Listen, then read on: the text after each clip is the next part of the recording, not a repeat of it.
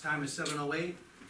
I have two selectmen physically present, one selectman online with us. The town administrator is present. Mr. Leo Martell is recording for the citizens of the Dunbarton. Thank you, Leo. We have a variety of officers here for swearing in this evening, so before we begin that, I just wanna make two appointments before we begin. If you'd help me out here, sir. Okay, I'll we're gonna do this before the minutes? Yes, we do. Well, we can do the minutes first. You are Okay. absolutely correct. I will make a motion to approve the regular minutes of May 28th, 2026 as amended. I'll second that. Any discussion on those? Chuck? No discussion here. Okay. I think they were well written. I just made basically a small change to it, and those were as amended. So all in favor? Aye. Aye. Chuck Frost, aye. Thank you.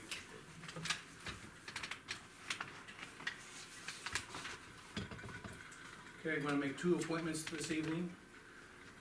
I'm gonna appoint Jeff Crosby as the road agent in the town of Dunbarton. And he'll be appointed, with a term ending 2027. Is there a date on that other than 2027? No, term ending, Okay, okay? It doesn't say March. It must be a- 2027. Oh, term ending March 2027, Yeah, okay. stand corrected.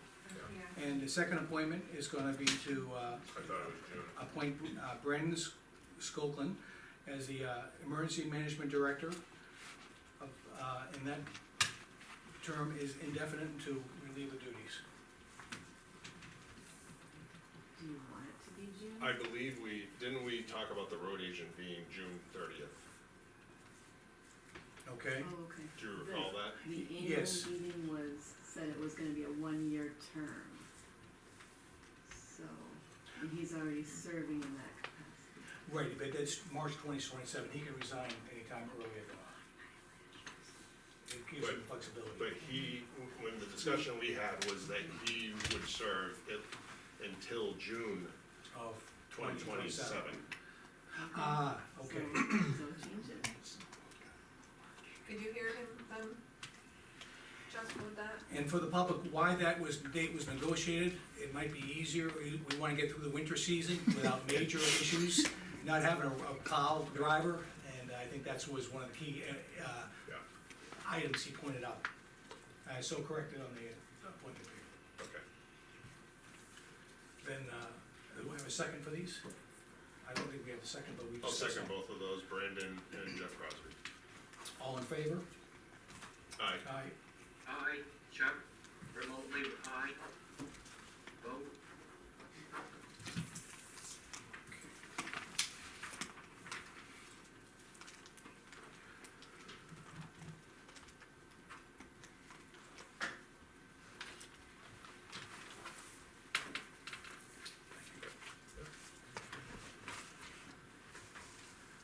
Believe it or not, there's an urgency to get this done, those appointments done, so we can get funds into the town and grants into the town. So there's a reasoning for my madness to get those done. And we have to do appropriate appointments and capture signatures tonight, so we don't miss any deadlines. So that's our method to our madness here. But now I come on to a nicer subject. I have an appointment of Alyssa D. Susi of Petticoat in the county of Merrimack to fulfill a vacancy as patrol officer in the town of Dunbarton. And so, the thing is, all three selectmen are definitely in favor of it, and I'm gonna say that we're gonna swear you in this evening. So once you come on up, So you need to, both need to sign Yeah. before. Yeah.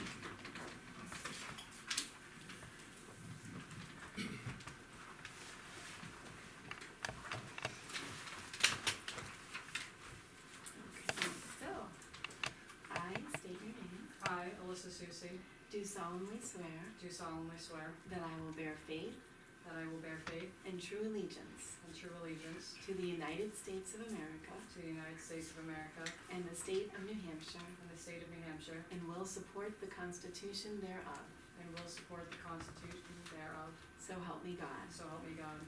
I, Alyssa Susi, I, Alyssa Susi, do solemnly and sincerely do solemnly and sincerely swear and affirm swear and affirm that I will faithfully and impartially impartially that I will faithfully and impartially discharge and perform discharge and perform all the duties incumbent on me all the duties incumbent on me as a patrol officer as a patrol officer according to the best of my abilities, according to the best of my abilities, agreeably to the rules and regulations agreeably to the rules and regulations of this Constitution of this Constitution and laws of the state of New Hampshire. and laws of the state of New Hampshire. So help me God. So help me God.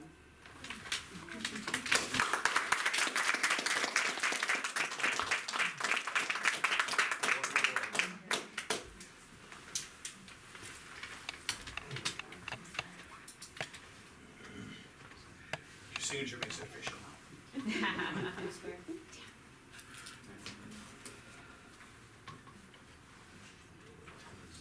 Chris? You can't escape without a few photos. So you guys gonna pin the badge on there. Jeff? Nice. Congratulations.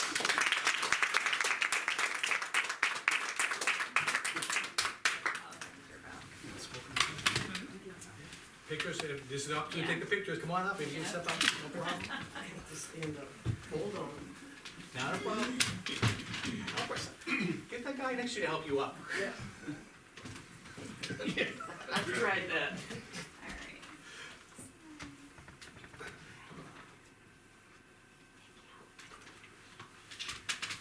Christopher. Oh, Thank you.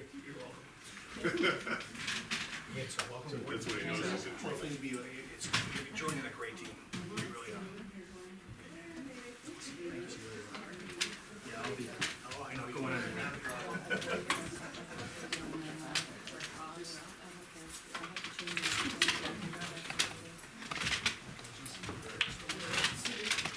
I know.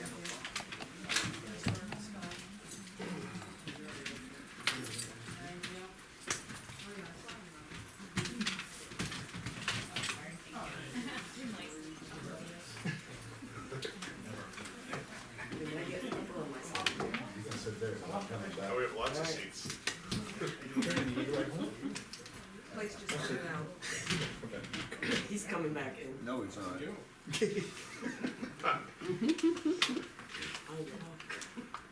Okay, give it another second or so.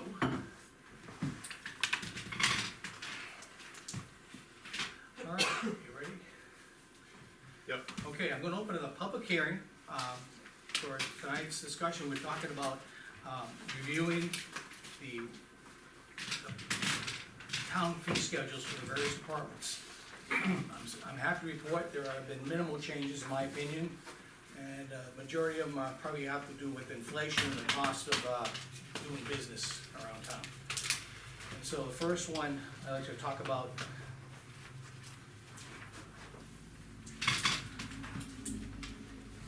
for the town of Dunbarton itself. Yes, fee schedule for copies throughout, for other services for the town.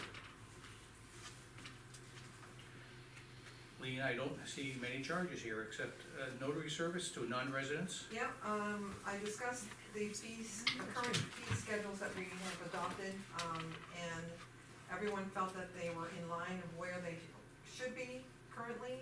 What we did not have was identifying a notary service that we offer to our residents at no charge, and to possibly incorporate a fee for someone who might come by that's not a resident.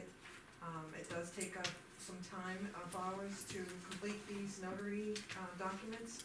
So we all agreed that a $5 fee for notary services for non-resident per act is a fair, new addition to those fee schedules. Okay. This is a public hearing, so if there's any questions, I'm gonna take questions as we go along, okay? Any, Was the notary service for residents not listed before, did you say that? Or- It was, It was listed For before. residents, yes. It The was, only just not change for here- non-residents, so the only non-resident. change is what's in bold on the last line? Yep. Okay. I have no issue with the non-resident fee. Okay, No issue. I'm Chuck, gonna, there Chuck, is- any concerns about that change? Yes, I'm not sure if I'm in the right location, but, I noticed that the fee for non-residents for the town report is $5, and I thought that we could possibly, is an area we could raise that to perhaps $10, because, if you compare that to the, zoning, ordinance fee and the subdivision regulation fee, I believe I see there $10. I thought, if a non-resident, I can see not charging much for a resident for the town report, but it seems to me that a non-resident, maybe that's an area we could increase that particular fee. I would propose $10. Lean, how many requests do you get for non-residents? If we get one a year, that might be the extent of it. Most of the time we have leftovers, and the cost for one town report runs just around $5, just short of the $5 mark, so it's up to the board if we wanna increase that. Okay, it sounds like it's not a big problem then.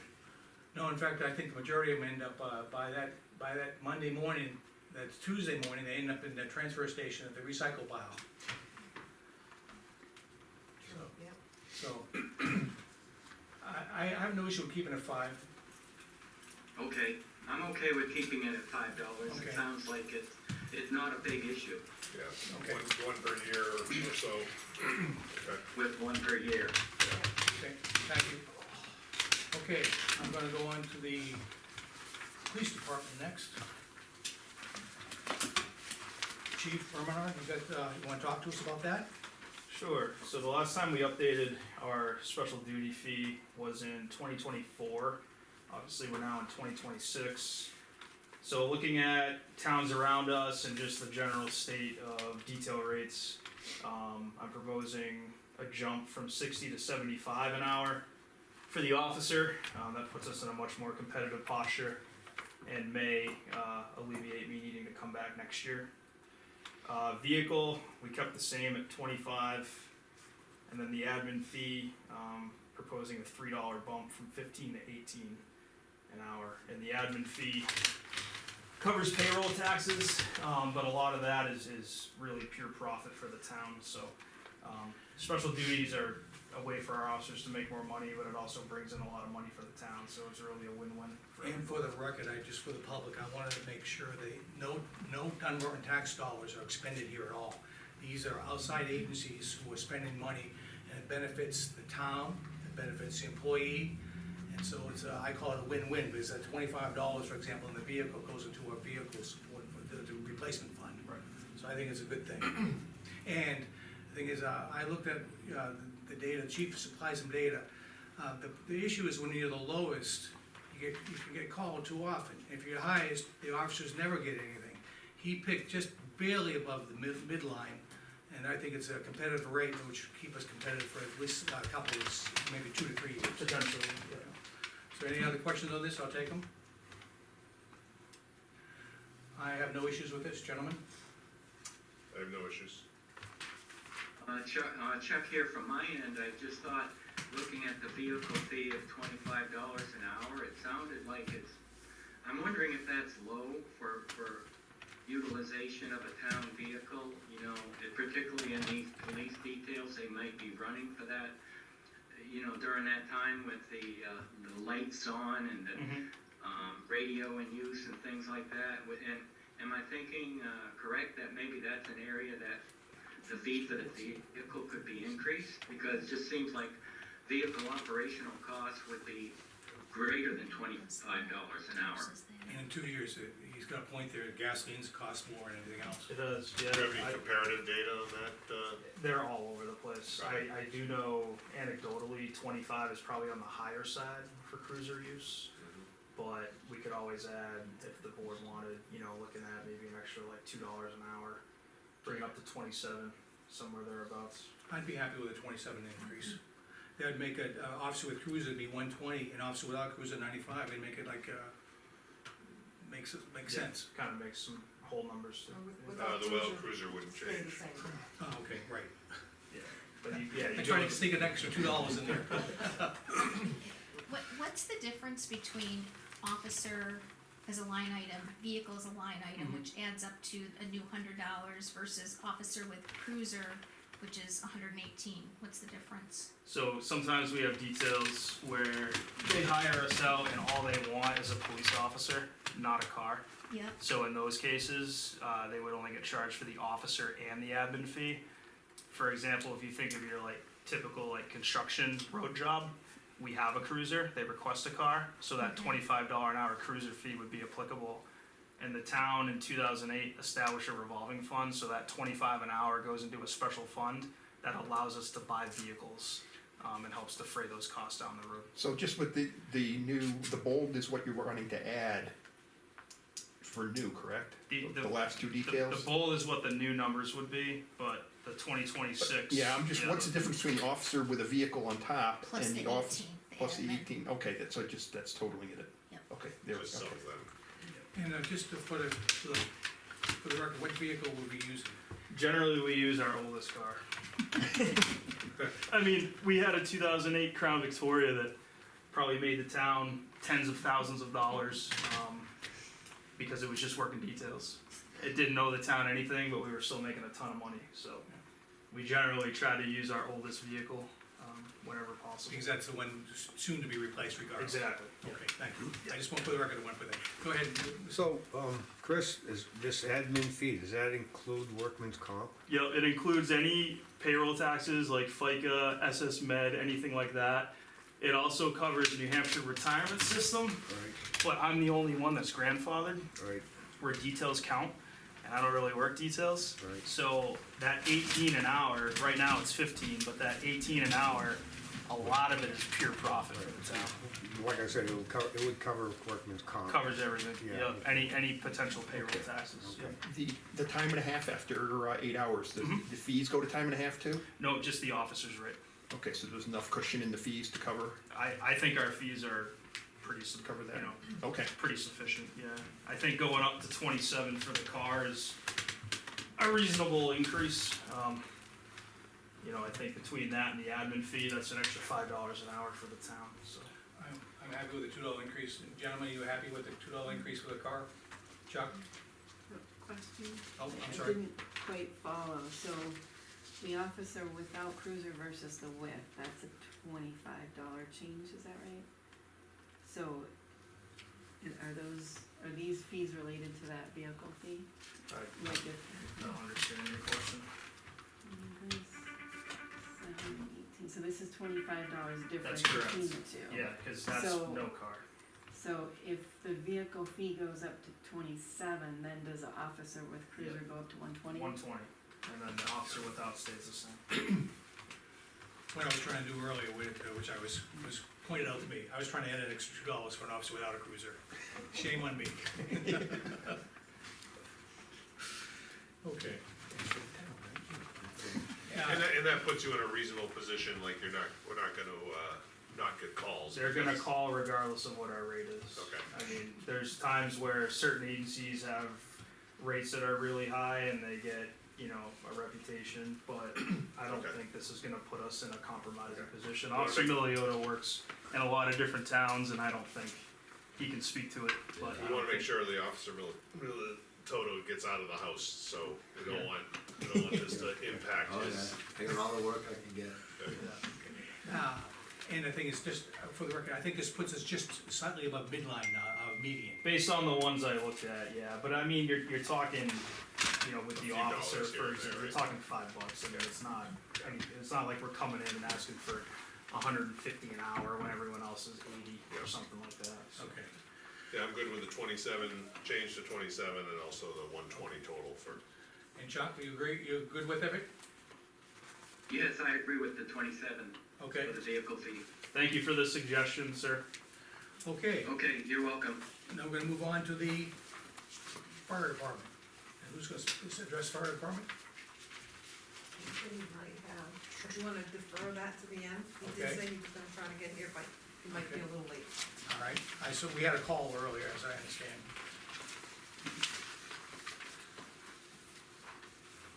Building department for town of Dunbarton. I'll speak on that for the building department. I discussed these rates with the building inspector and the administrator of that department. The only changes that they made a recommendation for, adding a new sign permit, which, some would require single side and others would require a double side. We had no fee structure set up for that. We do have a lot of home occupations which require a sign that they comply with our zoning regulations. Inspectors that recommending, $30 admin fee and $20 per side for a total of $70 if it's a two-sided permit, sign permit. So there'd be $30 for one, with a single-sided sign? It would $50. be $50. $50 for one side. Okay. Got it. 50 to 70. The other change that they made, is a temporary dwelling. We have a lot of people that are either under construction or building new on raw land, and they're adding a structure of some sort that they're gonna be residing in for a long period of time, and based on the inspector's history as an inspector, he thinks that a $50 fee is a fair, and should be included in a fee structure. Could you give me an example of a temporary dwelling? It would be like Mobile home or a modular home might get delivered while Okay. they're under construction. Sometimes it could take a year and a half before they're completely built And on. why do we need a fee for that, to charge them a fee for that? This is a recommendation by the inspector. Okay. I know that there are a lot of inspections involved with a new construction, new home. Might be that he's been involved with larger towns, Allenstown, Londonderry as such, and the fee structure is similar. I don't know if I'm, just for someone to bring a mobile home on a construction site, I don't know if I'm, I don't see, I don't see the benefit of just charging someone $50 when they're just trying to get a house off the ground. They're paying fees up to the really Yeah, loaded the fees. permit fee itself is Yeah. anywhere from 15 to 2,000, sometimes higher. And so, Dana, I don't know how you feel about that. I don't have the background as to why you put it in here, I'm assuming it's somewhat of an equitable fee compared to what other towns do. Okay. Chuck, any comments? Yes, I'm in agreement with these fees as being, the current fees and the two proposed fees for the building department. I'm in agreement with what's on this page. Okay. So temporary dwelling in the past had no fee, you think it's appropriate to add a fee for temporary dwelling? Yes, yes I do. I think it's appropriate to add a fee for a temporary dwelling. That I would think the building inspector would be involved even if a temporary building, and that would be some administrative work on the town. Electrical or temporary. All right, electrical. all right, because it's electrical hookups are, we require inspections too. Yeah. Fair enough. And so the other two that are bolded on this document are, no permit fines under the RSA, and they have been following that, it's just not been listed on their fee schedule, so they just wanted to make it clear that they would like to, add the $50 for no permit, and then after a verbal written notice of violation, that there is a fee schedule for $25, for a daily fine. Okay. So this has been implemented, it just wasn't on this chart. Correct. Do I have any concerns from the public or discussion from the public on the building department? Gentlemen, are you all set? Good. I'm good. Any more questions, Chuck? No, I don't have any questions. I'm in agreement with those, Okay, those additional fees for those, for no permit. okay, we're gonna move on to the planning board fee schedule now? Okay, again, we reviewed the, current planning board fee schedule. They feel that, for the most part, we're not here to make money on these applications, but we do wanna make sure that we're covering, costs. One of the costs that they felt needed to be increased is the administrative recording cost. That's an individual from the town that has to gather recording documents and travel to Concord to get them recorded, and where the cost of the hourly rate along with the cost of their time going to The Concord area, a $20 increase is a fair assessment for an increase. And no other changes. I have no issues with that. Dana? I have no issues. Public, any issues? Chuck, any issues? On the building department, This is planning department fee for recording. It went from 30 to 50 plus the actual cost on top of that. And that requires a physical visit by the. A town official. Okay. Are you okay with that, Chuck? Yes, I am. Okay, I'm okay with those additional, I'm building gonna- department fees. moving on to the zoning board fee schedule. Again, there were no changes to the standard application fee, and, we followed the planning application by increasing the admin fee $20 for a $50 total. Actual cost plus 50 for admin fee. Okay. I have no issues with that, it's a similar situation. No I'm in issues, agreement with those, as well. no issues here. Okay, Can I make one comment? yes, please. On the page before, you had actual cost plus 50. On this page, you don't. Yes, Um, should have a plus there. So, zoning, If you look at the bottom of zoning, there's no plus sign there, yep, so noted. correct, yep. Good pickup. Thanks for that. Okay, we got the town clerk fee schedule. Jennifer, do you wanna talk to it? Okay, so we had discussed this a couple weeks ago, but that wasn't at the public hearing, so most of the, I've added a few fees that we've already been charging, just like one of the other departments had. They're by statute in the state law, so we were required to charge them. Now I'm listing them. One is the late fee for dog licenses, it's $1 per month or part thereof. So that's already been charged and it's on the schedule now if we wanna include it. Skipping down to vehicle registration, there is a town clerk fee that is for most vehicle transactions of $2. That's been on the books and charged for a long time. Now I thought it would be appropriate to include it in the fee schedule. Similarly, for articles of agreement, the recording of them or of amendments thereto, there's a $5 fee by statute, so listing it here. The changes, I had mentioned to the selectmen at the last meeting that our shopping cart fee, when people do vehicle registrations or dog licenses online, they do that transaction. It was $1, which is now just barely covering the cost of postage and printing the checks and the envelopes. We're like just skating about at $1 for those costs. When the fee was originally implemented, those costs were much lower. And that $1 wouldn't be covering our charges presumably in the future as postage goes up. So they had suggested raising it to $1.25. Is that?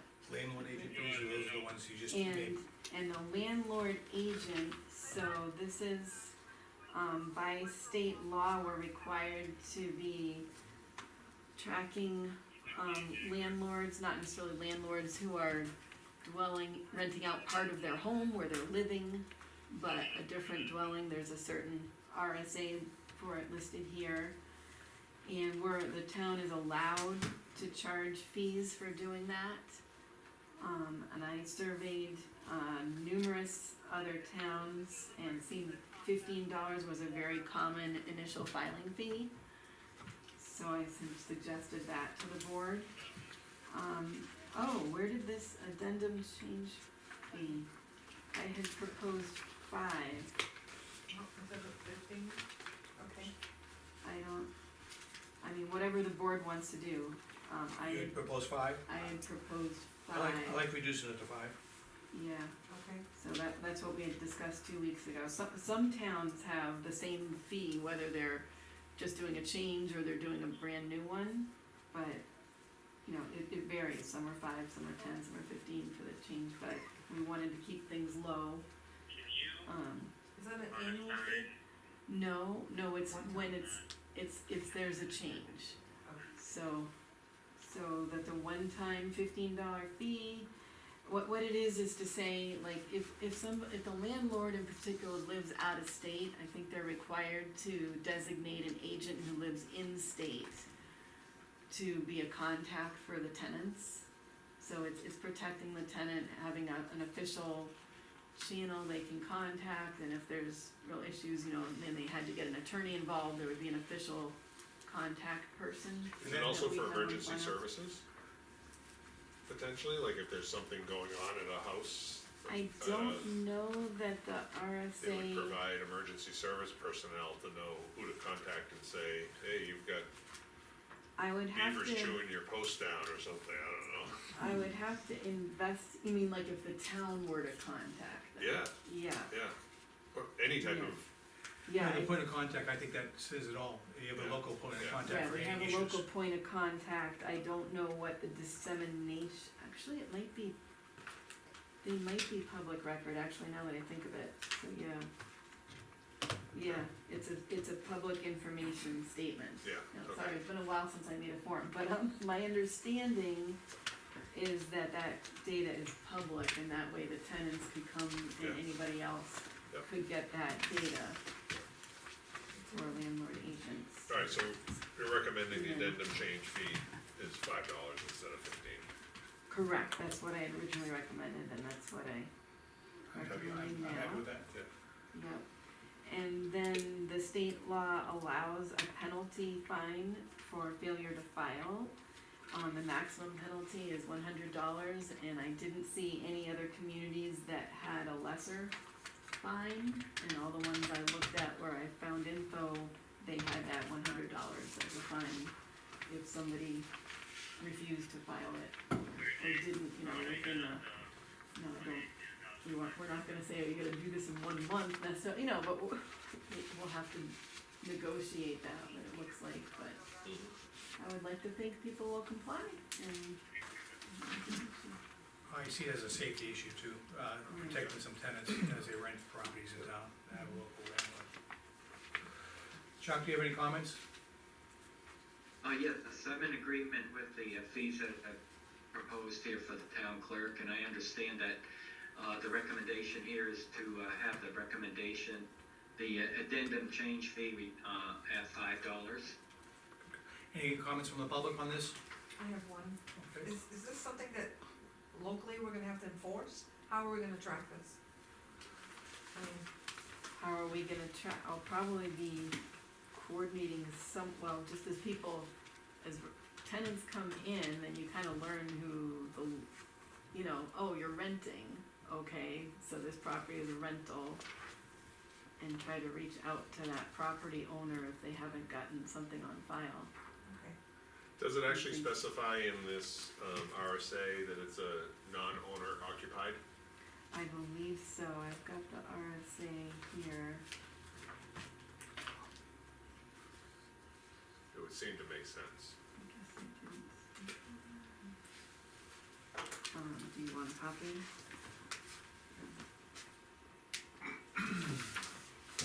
So, restricted.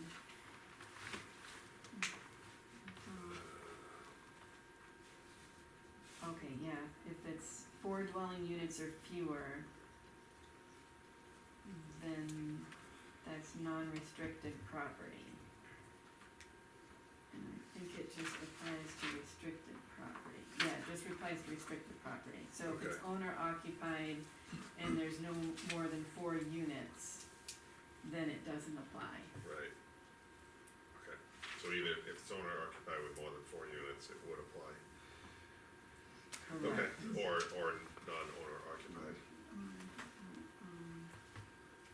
And apparently if somebody owns a second single-family house, it doesn't apply unless they own more than 3 single-family houses at one time. No. Yeah.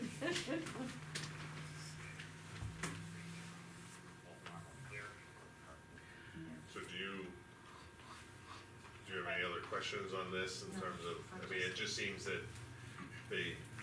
anybody who's a landlord should read this and Right. know whether they need to fill out the form. Okay. Yeah, maybe courtesy, as we put on notice online, on our just information page, just landlords, take note. This is a state requirement, not a, Yes, this it's is been an on the RSA books for 540 many years, 1-B, yeah. but we haven't really been doing anything for it. Yep. Maybe one or two people have said, oh, let me turn in the form, you know, but. Okay. Okay. Chuck, I have any more public comment? Hearing none? I think we're on agreement, gentlemen, we move on. Okay, now I have the, transfer station. Greg, you wanna come on up and just, so you can talk to us?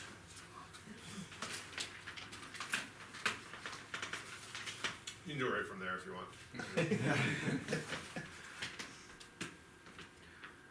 Okay, you got some changes here, so. So everything is in red. Does everybody have color and chain, color paper? No. Okay.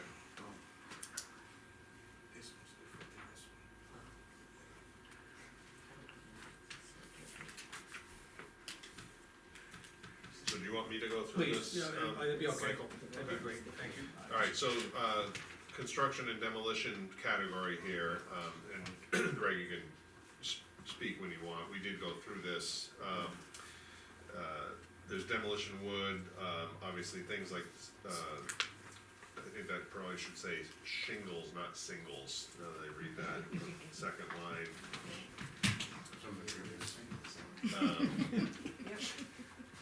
And, some of the changes here, we added, didn't we add the vanity bureau, dresser? Yes, that's correct. Also, yeah, added porcelain sinks onto, the last line there, in addition to the pedestal lavatory, ceramic countertops, toilets, those would be going from $9 to $10 each. But up above the construction and demolition, the proposal is to go from 2.25 per cubic foot today to $3.50 per cubic foot. And that's comparison to other towns too, when we were doing the math on that, they were averaging around 3 to 3.25.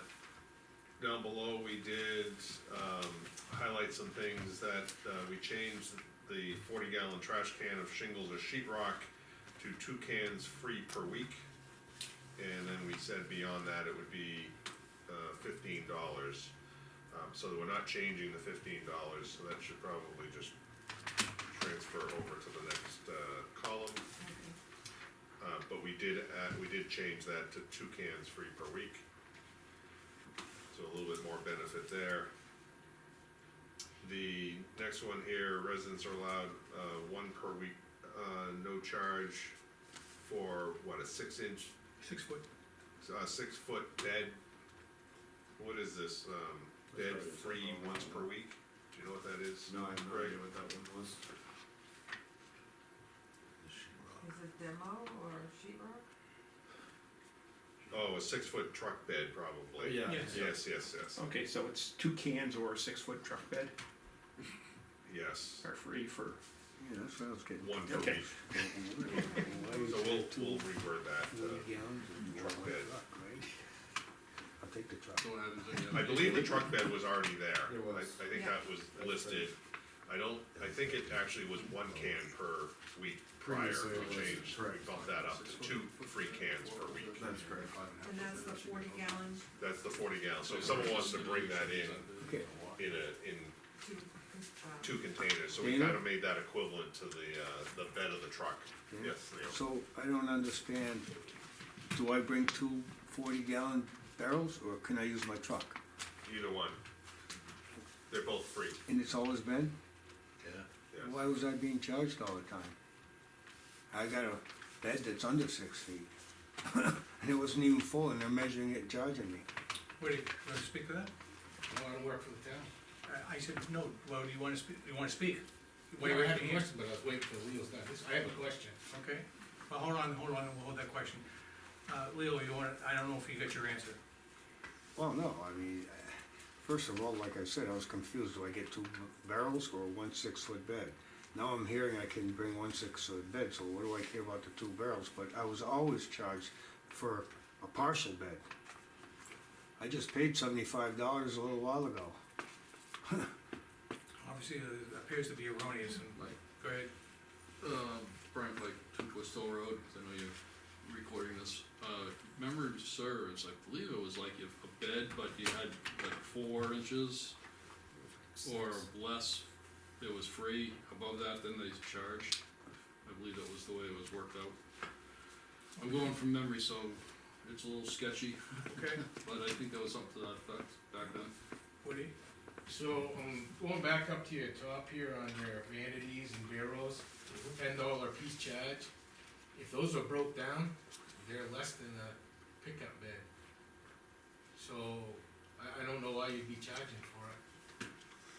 This is all. And then the other question I have is, to what Leo's saying, the 6-foot bed, what about someone who comes in with some of these trucks have 5.5, 4.5 foot beds, are they gonna be free as well? Or is it just the 6-foot bed? 6 foot or less. 6 foot, but that's not what it says, it just We'll says change that, 6 foot. Yep. So my 6-foot, 6 bed is gonna get charged, but No, it's not gonna get charged. Free. He says he has a my 6 6 foot 6. Oh, Oh, yes. It's a short bed, but it's still over 6 foot. May I make a recommendation, a suggestion? Sure. Because you got various beds, widths, heights, depths, lengths. Put a generic number, I don't know, say 10 cubic feet, 20 cubic feet, whatever. But just do the measurements, I mean, wheel wells are wheel wells, but I mean, just go, the depth of the bed, the length of the bed, the width of the bed, and do a quick calculation. I mean, it would be hard to have, make up an Excel spreadsheet that could give you some numbers, so they could take it and just do it, they don't have to do it at the dump, but, okay, you got a 6-foot bed, is this, here's how many cubic feet it is. Draw a line, so many cubic feet or less is free, above that you get charged. And, might be a little bit of work in the beginning, but at least it'll, because right now you're gonna have, everybody and their brother's gonna have a different, Size bigger truck. truck bed, absolutely. and, That makes sense. where you guys gonna run with it, because it's gonna be hell for him to pay, trying to deal with it at the transfer station. Woody? Instead of complicating it on bed sizes, why don't you just do a quarter of a bed load? Well, it all depends on the So I size. mean, give it doesn't matter if it's an 8-foot bed, or if it's a 6-foot bed, or a 4.5-foot bed, a quarter of that bed. You can dump once a week for free. Which is almost equivalent to 2 barrels, it sounds like. Right. Make it easier for those guys. No, I get what you're saying, but a quarter of a bed on an 8-foot bed is, then I got a 4-foot bed. and So I they're could just have a full limited one, to 6-foot beds and below, quarter of a I load. don't know, that's what I say. Okay, I don't- Greg, what's the overhead, would you say, for measuring all this up? Like, if you had every truck come in, you had to measure. Oh, for time- To time-wise? Brian's suggestion. It would be quite some time, say her car, 5 to 6 minutes maybe, if that, for measurements. Yeah, Yeah, so, I like the idea of just keeping it simple, just like a truckload, a flat, a pickup truckload, and call it a day. One pickup truckload per, well, like Brian was saying, it was only a certain height in there, right? right, Well, or to the height of the height of the, the sides, sides. What do you think it was at one point in time? It or was it- 4 inches, I think it was, 4 inches or less in the back of a pickup truck bed, it was free, above that, then they would charge. It was a quarter load. Yeah, something like Because that. your bed size was typically 2 feet, Mm. quarter of that, so it was actually like Yeah, 6 4, inches. 6, something like that, yeah. Basically. I So we could go with that. 6 inches for, yeah. Could I ask a question? What's the difference between construction demo and this residents are allowed? What if you Is have that something all that part of the sticks up? construction demo? Mhm. Do we need to, Oh, yeah, It's bring it construction down, you double, put it in yeah. nice and tight, and so all Yes, of that it's a is brother the you same can make. category? Okay. I've done it. And if someone breaks it down, as it was pointed out by someone in the public here, I think it makes it better for them, if they can put it all in the bed of the Correct. truck. Yeah, I mean, Depends on smaller the size. load, the easier Yeah. measurement and less for the resident. Okay, We're gonna pay one way or the other. okay, Okay, So there is, to lean your question, there is a cost to all of this, but there is a free amount that residents would get, for this. So we're gonna go with, like a 6-inch filled bed, right. And that- regardless of the size of the bed. We keep my tailgate down. I can have it. So what about trailers? Or 2 40-gallon cans if you had broken down drywall and other Just, stuff. just to throw a monkey wrench, what if you got a guy or gal that's bringing in a trailer that's hooked to like a Acadia or something like that that doesn't have a bed, you know, is the trailer gonna be considered the same as a bed? Because, I mean, you get like 10-foot trailer, just throwing it out there. Minus the difference from Hmm. the total distance from total measurements of each and Yeah. then times it by that. But I mean, again, that means you guys gotta go out there and measure and take time and. But that would be the exception though, at least that, it's not every pickup No. truck here. And as an exception, I can handle that. The thing is, what's the max size bed? Is it 7 feet is perfect? 8 foot is a max. 8 foot is max. So if the trailer's more than 8 feet, then you'd have to do the measurements. Right. If it's less than 8 feet, it would That's fulfill, the concept of a bed truck. And So there's- 8 feet is a cutoff. And there's Is it no a wheel 6-foot wells in the bed or trailer. 8-foot bed? 8 foot, Either. Okay. So all we're gonna do is we're gonna say Yeah. a 6-inch height in a bed of a truck or a trailer. Make sure you spell it out somehow in your documentation if the trailer's longer, cause I can see that argument coming up. Yeah. And I don't know, how many You know what I'm cubic, saying? In the trailer not to exceed 8 feet. Trail, yeah, Yeah. exactly. How many trucks actually have 8-foot beds? Is that a common? Not anymore, no. It's not common anymore. Okay, Depends on how Sure. much money you wanna spend. Right. okay. Okay, hold on, Not hold on. common. Hold on, please. 2 40-gallon trash cans, what is that, 80 gallons equal in cubic footage? Well, Cause that would be a standard number that could be used if you're calculating. This was definitely just roughly, I know. and actually, that's why we changed it to 2, because 1 is certainly less than what would probably Okay, fill that's 6 right. inches, so we Right, just said, let's okay. make it 2. you gotta have the cubic feet of, what's the cubic feet of amount of a gallon of water, and then 80 times that is what you're gonna get. Unfortunately, I didn't bring my phone to. How many cubic feet? Or are if the in a trash 40-gallon can is trash round, can? or if it's rectangular. I left my phone. I think the fact that we increased the to 2 rather than just 1 is definitely helpful. I'm just saying to keep all the numbers kind of in line, so, cause these guys are gonna have a hell of a time with. No, I think it's the idea of just any size bed and no more than 8 feet. And If it's a A trailer. 40-gallon trash can holds approximately 5.3 cubic feet. So 10 cubic feet. Even less. So it'd be- Two. And then if you change it to liquid, it's 0.13360. So that's what my So truck would big. carry 10 cubic feet then, because it's 5 feet by 4 feet between the wheel wells, I'm going 6 inches, that's 2 trash cans. Yeah. But the trailer doesn't have wheel wells, they're gonna go up 6 inches by whatever the width is, 8 feet back. by 8 feet, so they're gonna make out. Buy a trailer. No, I don't have to leave my tailgate down to make out. Jennifer?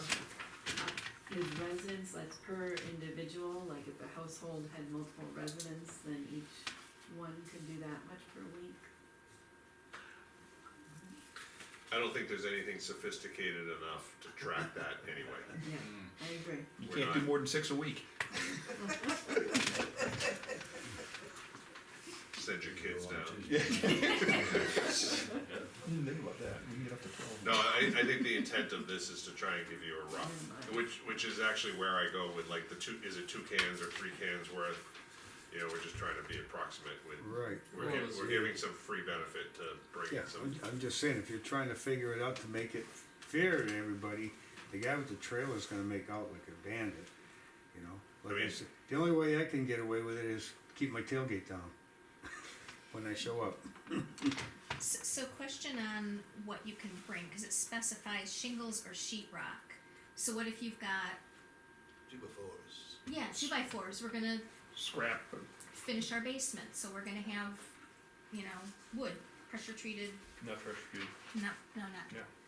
But See, that's why I'm. But that is up there, demolition wood, plywood, pressure But that's treated. under the charges, that's not under the free. No, that, But that's for non-res, this is for That's residents. also, This is all of that this all stuff is in here, applies. all of this. Okay, brought but it here doesn't, by but it resident. doesn't say that, it says Yeah, but- only shingles and sheetrock, it doesn't say all the other stuff. I can't name everything, I guess.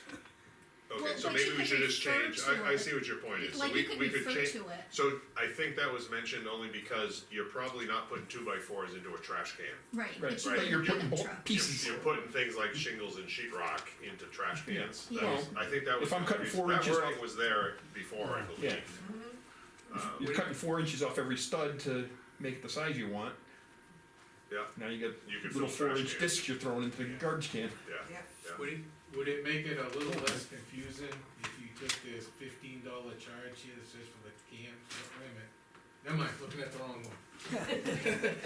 Too many sheets, never mind, Or scratch we that. just change it to read the, I was just gonna So we suggest can even the remove fees, the all shingles and fees sheetrock there, right? There's probably no Yeah, value in that, yeah. cause you can put anything you want in the trash can. Right, If yeah, it's, if yep. it's that construction, Construction, good point. you could Yes. take a Very good vanity and smash it apart and then throw Exactly. it into a trash can. good point, Exactly. good point. So That we'll would be take a- the it'll be a strong shingles and change. sheetrock out of there. okay, I'm making some notes here, I don't know if you are. Demolition. I am, Yeah, I will please do, compare them. yeah, okay. Okay, moving on. Okay, so then, let's see, we have appliances here, units with Freon will remain at $15. We did add some other appliances. These were not listed on here as, they weren't listed at all, so we put dishwashers, dryers, washers, stoves, hot water heaters. This is common on other towns' itemized lists, and we're just making that a $5 per unit for those On refrigerators and appliances. air conditioners, Yes. are, your evacuation fees being covered under that $15? Yes. Okay. They I are don't know now. what you, That's They why I weren't, did they change were the higher price. before, but they've lowered. okay. Wait, I have a question on the dishwashers, stoves and all that. Yep. Why you would charge when you get paid for that? When it goes in your scrap metal, you get paid for that material. Cause we had to dismantle a lot of the plastic and other stuff that the scrapyards wouldn't take.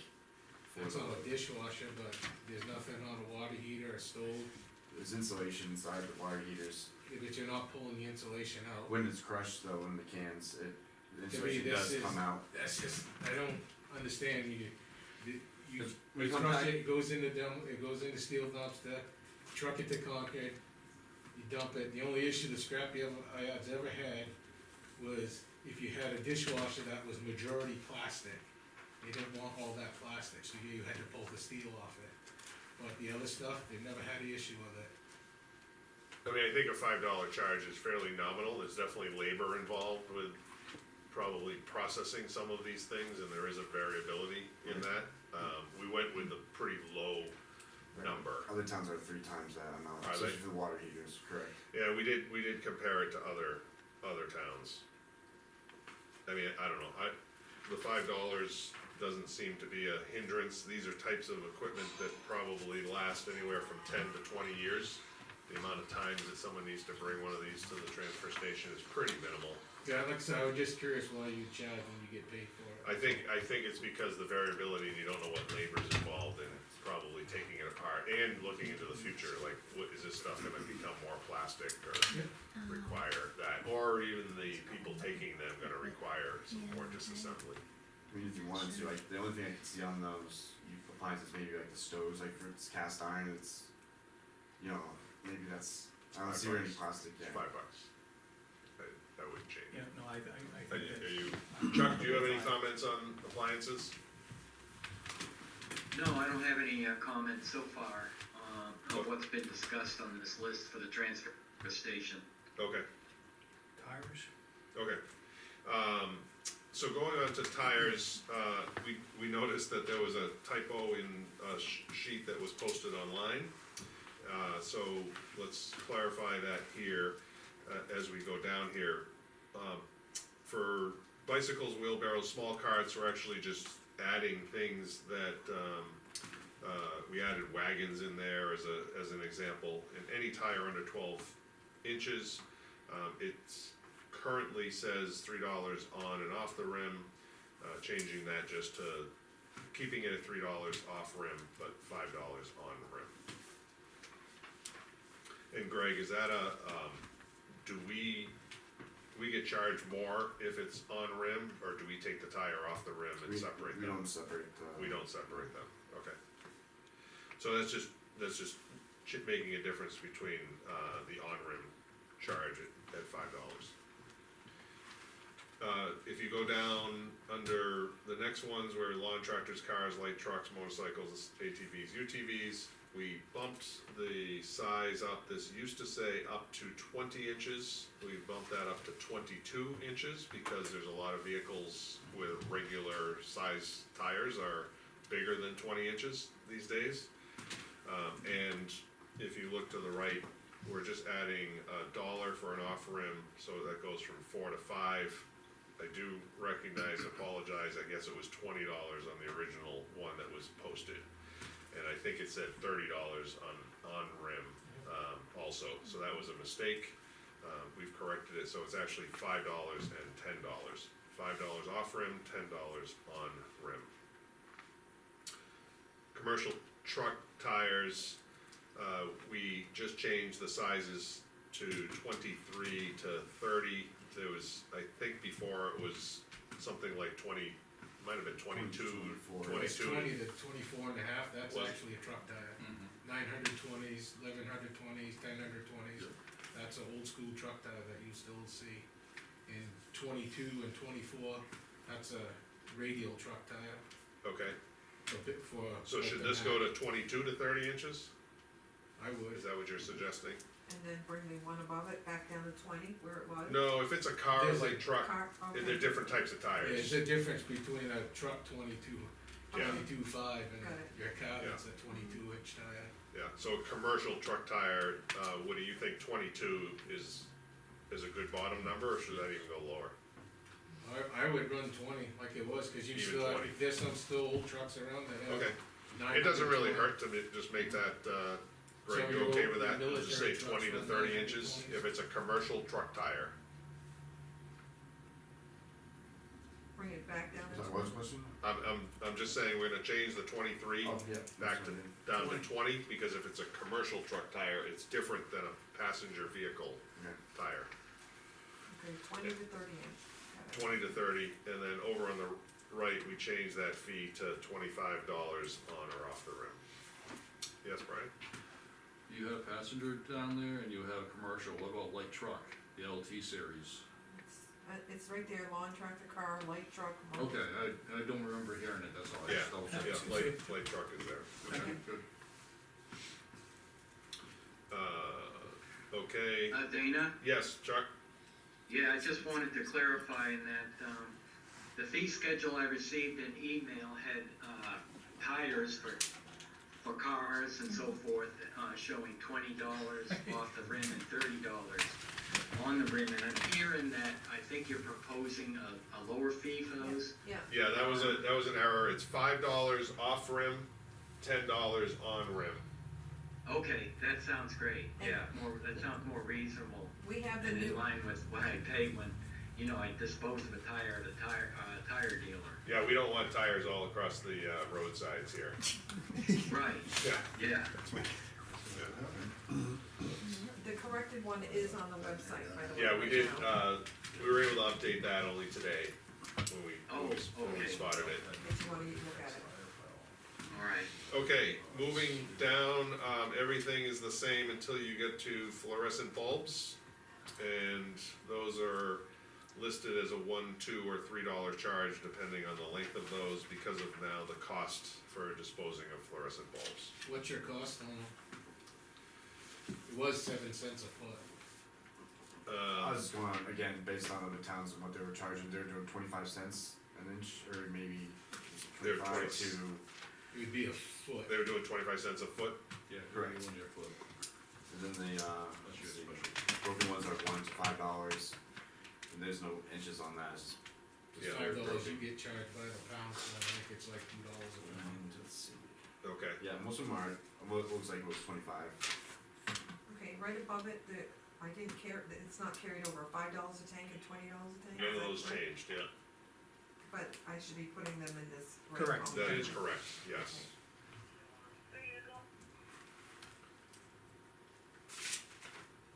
Are there any issues with, or questions on the $1, $2, or $3 charges for the fluorescent tubes? I mean, as time goes on, we're gonna see less and less of these things. I was gonna say, that's one of the factors, but the other factor is, are you gonna be seeing less and less of them at the, transfer station now that they're disappearing elsewhere?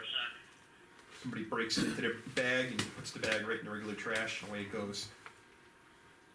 That's a good possibility. I mean, When you that's when you happened charge for already. an item like that. We don't inspect them. Right. Yeah, very, I mean, if the glass breaks through, if we see some, throw it in, we do try to retrieve it. There's always gonna be and say, people no. trying to cheat. Yeah, that's my only concern with a lot of this stuff is, and I don't know if the chief has any insights of, are finding debris around the thing, raising up TV prices, are we gonna start seeing TVs tossed around the town? That one has to be investigated and then cleaned up by somebody. Well, Yeah, we're probably good for about a dozen illegal dumping incidents a year. It's fairly consistent across the recreational areas. It has gotten significantly better than what it used to be. That's, Just a suggestion on the light bulbs. Give the residents something. We're jumping up other fees, and we have other fees on here, charging for more stuff. What's the harm in giving them the light bulbs? You're not looking at it's not like you're getting, 500 a day or something. It's a dying breed, as Dana said. Give the residents something. keeps it out We of the trash. could, There's no charge. no, we could just say you get a couple free, Okay. right? You So gotta that charge it just prevents somebody from bringing in a whole Right. truckload of them. Factory's worth. redoing their factory. Yeah. Say five for a week. That was 5 for a week for sound. Two. Just maximum of basically two in a fixture. Yeah, one One fixture, yeah. two lengths. Okay, Let's just say you can bring 2 lengths in. no charge. You're not gonna take in. Cause you guys store them in the cardboard bin and it's picked up occasionally when it's full? Correct, we ship So- it out. It's a universal way. Okay, The so other thing the- also so- that so you give the the town fees- is, That's a good suggestion. So like my fixtures have 4 in them, one fixture now. They're not 8 bulbs, they're 4, so I could drop one fixture's worth off. Cause they're double 4s now, they're not 8s. Two Quite- light bulbs, Like mine are fairly new in my shop, and two bulbs, they're double 4s on an 8-foot unit. two See bulbs. what I'm Well, saying? So you're saying you have 4 bulbs in an 8-foot In an 8-foot unit? unit Yeah, now, yeah. But they're not all blowing at the same time, when they Actually, I replace. did have all 4 blowing ones. It's kind of disheartening. You said it's fairly new and it's fluorescent? You need to talk to them. Yeah, was that eBay? Put it in. I would rather see them turned in. Correctly, recycled then, yes. correctly than dumped in the trash. Yeah. I mean, the easiest thing would be, if I had 4 bulbs and I was gonna charge, my wallet's empty, it's going in the trash. Any idea how many you get in a week, Greg? It's pretty bad. Probably maybe in a week, possibly 3 to 5, maybe more. Bulbs? Yeah. That's why I say charge you. Well, I mean, one thing they are giving for it ridiculous. is the ballast. We don't charge for those, where other towns do charge $2 to $5 for a ballast from, the fixtures. We just take it and recycle. Or put it in scrap. Depending on what type of ballast it is. I was gonna say, as long as it's non-PCB. Exactly. I originally said, Let's just make it 4 free. 4 free, I just already, Yeah. my 4 is gonna stand, We'll make it 4 free. 4 free. No, that's not restricting the length of them, because you do No. have 8-foot tubes as well as 4-foot tubes. 4. As I said, I'd rather see it Yeah. recycled. And again, I do believe this is. Oh, absolutely. In your 8-foot, When we talk about this in 2030, we're gonna be like, we had fluorescent bulbs on here? Yeah, Like, then we go back to the So archives. 4 foot, 4 free. A lot of restrictions like No, this. 4 free. No length, Any length. no Any length. cause your 8-footers are going by the wayside. So we're gonna Yeah. scratch this Still have $1 to pictures. $3. No, those will go anything above and beyond. No, the prices still stay. Don't change the prices. We're Okay. just gonna say residents get 4 free bulbs per week. Good suggestion. That's all we're adding. Okay, Keep the prices the same. You don't want someone to bring in a whole got it. truck bed worth, It's happened. right? Sure. It's Leo? happened. Yeah. He's gonna But they probably could go try to, what's the limit at the hazardous waste, where if you were to bring them there, do they limit you? No. So you can wait till the hazardous waste day, and you can fill your truck, Leo, with, I'm not putting them in the garbage can like Mike suggested. No, I think that was me. alright, residents four lanes free. And just for the Okay. public's thing, a lot of them have mercury in them, that's Right, what's that's the heavy dangerous. metals in the bulbs, yeah. And that's what we're trying to prevent, mercury going into the landfill. Luckily, a lot of them are going to LED, the tube ones, so. Okay. Okay, okay, so now we're just getting into, this is bulk waste here, we did some changes in terms of where mattresses were, the mattresses, were taken out of the top line, so now it just says box spring, twin or double, that typically is what they are, even if you have bigger beds, although we could have queens, right? So we should put queen in there. And couch, love seat, stuff, chair, swivel chair would go from $7 to $10. And that covers like labor, you gotta break this thing down. Correct. Yeah. Next line item, mattress, the new part will be taken out, Lean. Yeah. That's just to indicate that that's a new line. Yeah. Double mattresses, 20, queens 25, kings 30. So on the right, it just says $20 to $30. Sleep sofas have a lot of metal inside, they need to, this labor intensive to get that, all of that out of there, cause you need to get the metal frames out, separated from the fabric and the wood and everything, so that would be $30. So this, we did a declining, price here, so we tried to differentiate some things, so it starts at sleep sofas 30, next one is a reclining sofas, 3 cushions, reclining would be if the two ends have the mechanisms in there, now that's 25, reclining sofas with only 2 cushions, like a love seat with 2 of those things, that's at 22, and then reclining chairs at 15.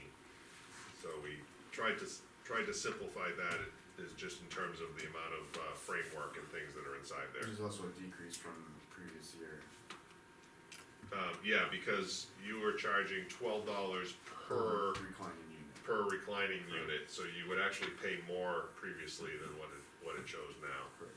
Yes, question? Under mattress, do you want to be adding twin in there too? Yeah, that's one. Under box spring, you have twin or double, but on mattress, you just have double. Okay, Yep. What about California King? Let's have those. yeah, we'll keep that, so, California. twin, what do you think, 15? 15, yeah, I think Yeah. that's good. Good catch there. Now, is a memory foam mattress handled the same way, because it doesn't really have anything to be separated, if there's just the foam? We still have to pay it in tonnages when we put it in the compactor. I mean, it's still an expense that, it's not labor There's no expense, labor on your correct, end, but. Correct. Would you have any desire to make the memory foam no cost? What do you have a comment? It's technically above the waste stream, so your normal waste stream is your trash, that's above and beyond the trash waste stream. Mattresses are above and beyond the trash waste stream. You can look at it and do it how you want, I'm just giving you an example, that's actually, Yeah. Meaning justifying why you would charge for it. right, Yeah, technically, it shouldn't be going into the trash stream, it should be recycled separately. Yeah, I don't know what memory foam recycling is like these days. Yeah. So we could just leave it, $10 fee for all memory foams, because it's not labor intensive, but it is a fee to dispose of.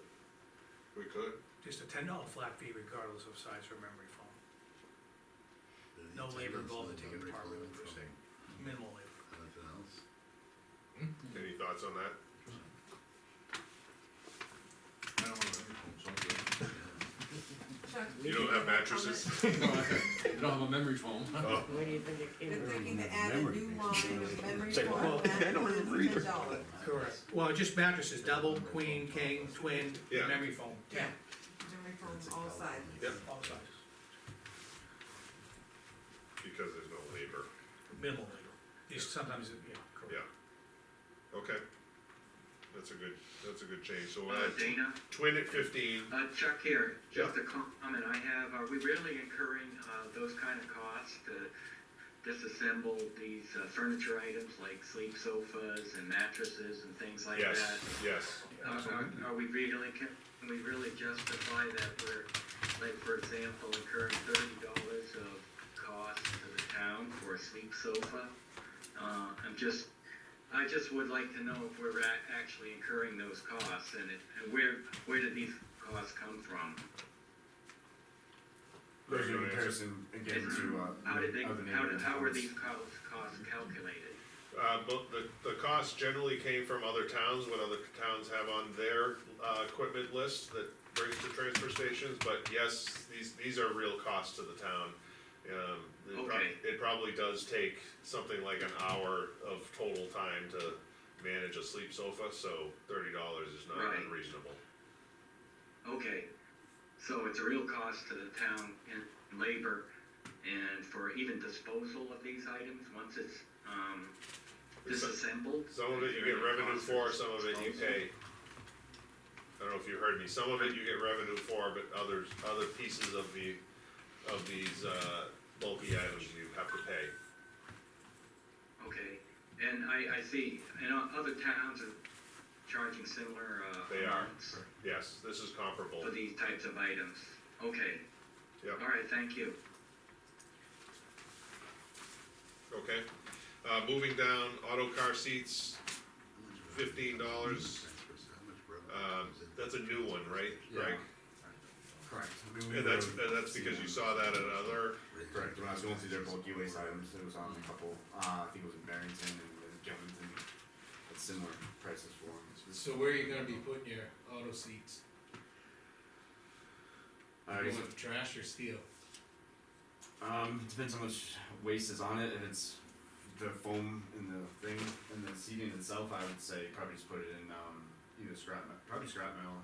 Cause some of them have those large, thick bars in the back for support, those can sometimes easily come off the back of the foam seating. I've seen them like that. If that has on it, I'd probably throw that in scrap metal, cause it's probably way more than. I mean, you probably don't get many auto car We don't, seats. very few Yeah, we get. this is probably a super minimal item, but there is labor to deal with it. It'd be kinda like a box spring in all honesty. Yeah, yeah. Same type of labor.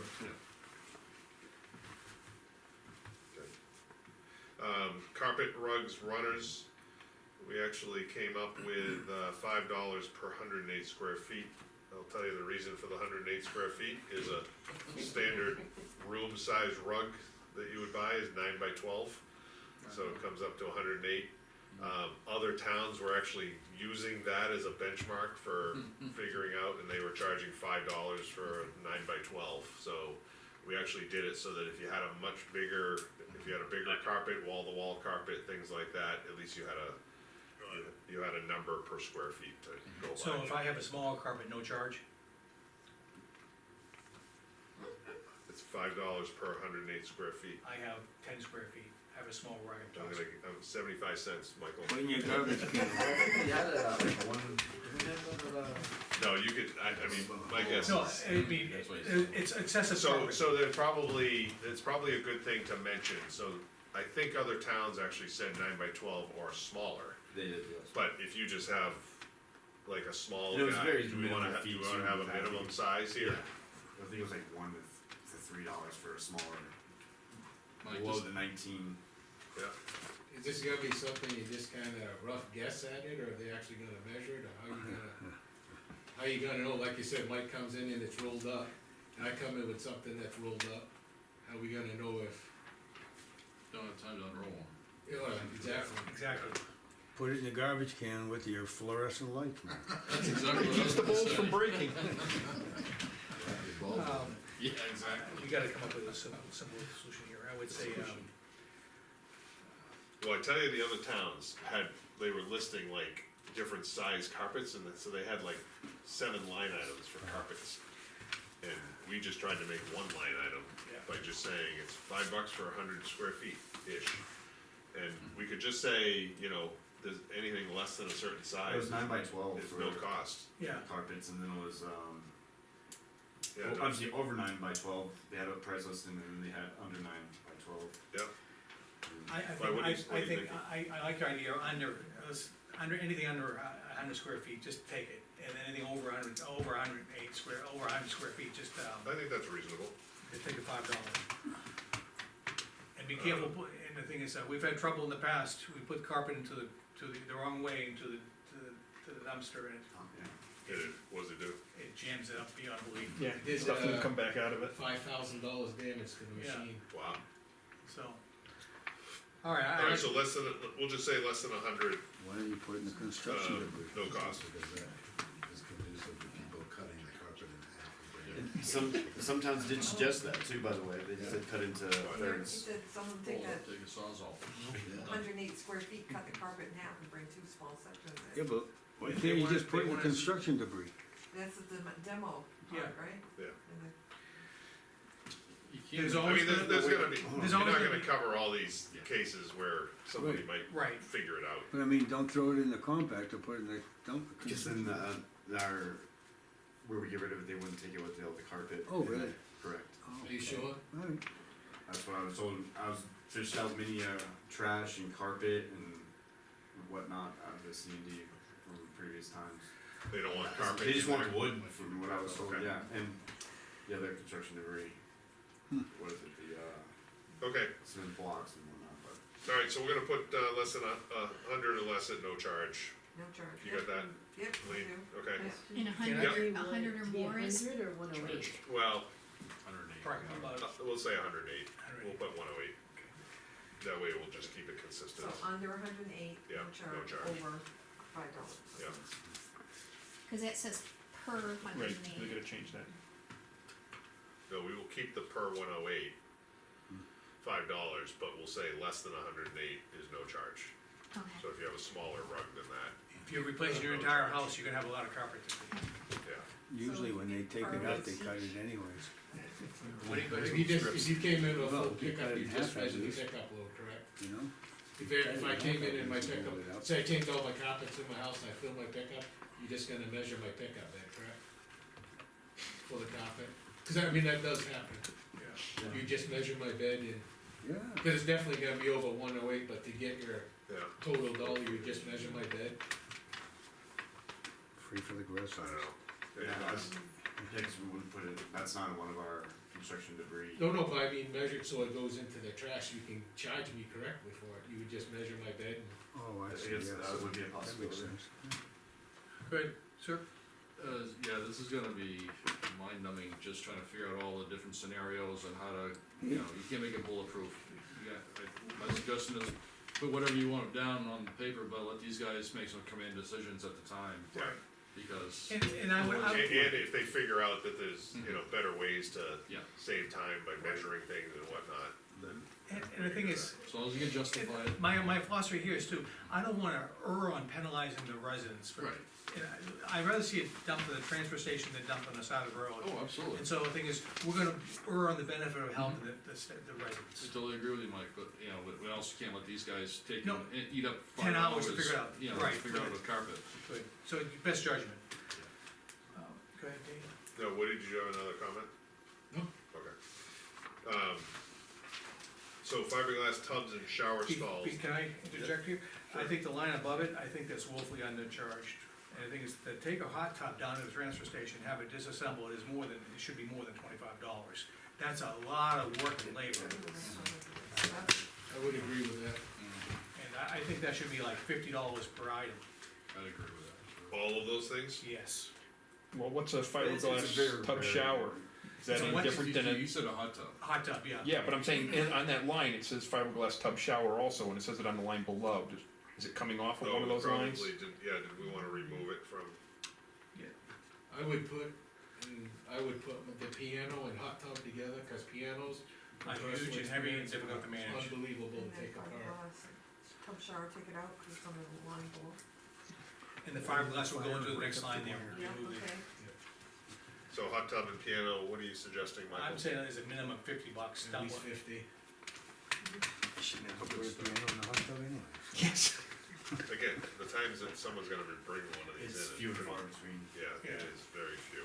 Yeah, But I think but I've 50 seen more, 50's a good. I've seen more hot tubs down there, and I'd say there's at least one a month down there during the summer. 1 month at least.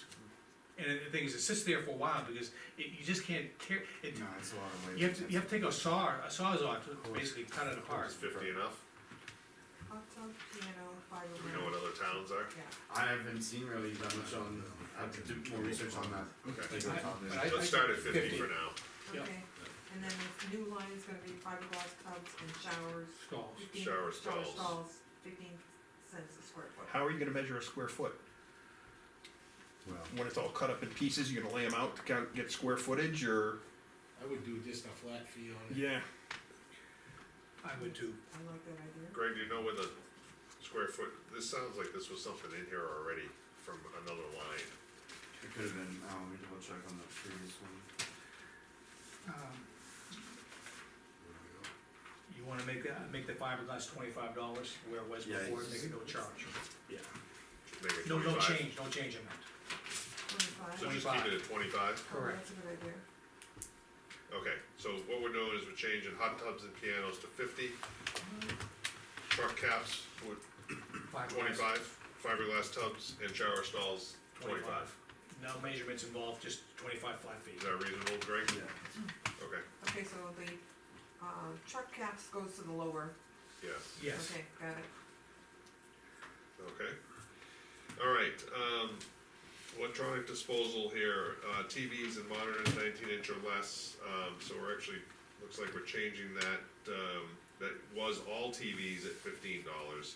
I think the cost to dispose of these types of things has gone up. So we're changing the 19 and less down to 10. 20 to 27 will remain at 15. Now, these are TVs and monitors, so computer monitors would count. 28 to 38, 20, over 38, 25. And then if there's CRT, the old cathode ray tube, there's hazardous waste in there, higher disposal costs. Those will keep that the 25, make it the 25, make it the highest cost. It's a capital rate too. Yeah, the Old big school. heavy. And again, that's Old-fashioned still TV. comparable to the other towns, it's still a better rate than, they're going up to 50. Who's going up to 50? That would have been Amherst. Okay. they get Yeah. money. Yeah, I was saying, they got money to burn for the right one. Yeah. Is that Amherst? Any comments on those, all those line items? We just separated those out, so increasing from 10 up to 25. Okay, I didn't know if in Concord or anything, are there like electronic recycling places? 'Cause we used to have a place called the Green Monster, and they took any type of appliance, computer, TV, and they were stripping them down to get the boards for getting the yeah, metals off. I know there's a lot of places, like you can go to Staples now, they have a huge list of things you can bring in there with no charge, but not TVs and monitors. They won't take those no charge. See, there was a lot of places doing that, but now that the plastic market has crashed on that type of material, they're getting charged for it, where you might have been able to dump it for free. But now, like I said, that type of plastic market is pretty much trashed, and so they're having to pay to get rid of the plastic, so now they're gonna start charging you for it. Yeah, And there isn't a whole bunch of e-scrap in them anyways for them to recoup that plastic disposal. Okay. I just didn't know if that was something that didn't be put on the website as Check the state. X in contract. X in Concord takes yeah, these Like, items if Best people Buy used wanted to take bring a them lot of there. stuff at one point, Yeah, But Yeah. not any longer. we can list that, I mean, I refer people to Staples all the time, because they accept a quite big variety of stuff. Yeah, what I was talking about, Mike, was your recycling facilities. Some of the facilities you were able to take this stuff to. The plastic waste got. Well, you could take your computers and that sort of stuff to them, they pull all the metals out of it, they pull the computer boards out, and then they recycle the plastic from it. Yeah, Now they're getting charged for that plastic, so they have to charge you for the stuff. It's yeah.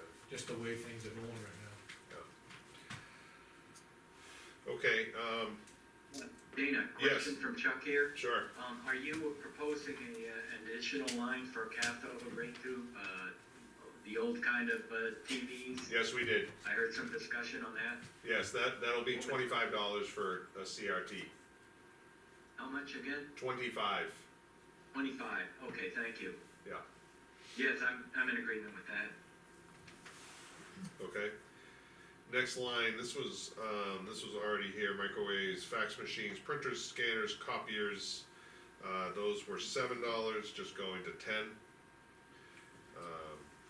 And then the next line item, laptops and desktop computers were $7 each, and we're going to no charge on that because there is a market for that material.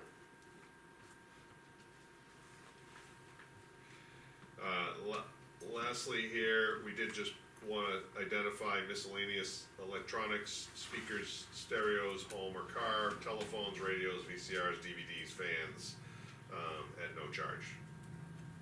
Just so it's listed on here. That's all we got here. Any other comments? That's a pretty extensive list here, but we'll be continuing to look at this, and the folks at the transfer station will continue to assess here whether there's too much labor involved with different material, Right, and bulky this is a items, all situation where we that. do have a better avenue of disposing of it for a lesser charge. Yeah, and also what the market is out there for Market changes. market changes all the time. Thanks for all the feedback on this one, this was a tough one. It was. Okay, so One more. ambulance and fire department, He right? just walked in. You did, He's Yep. walking in now. okay.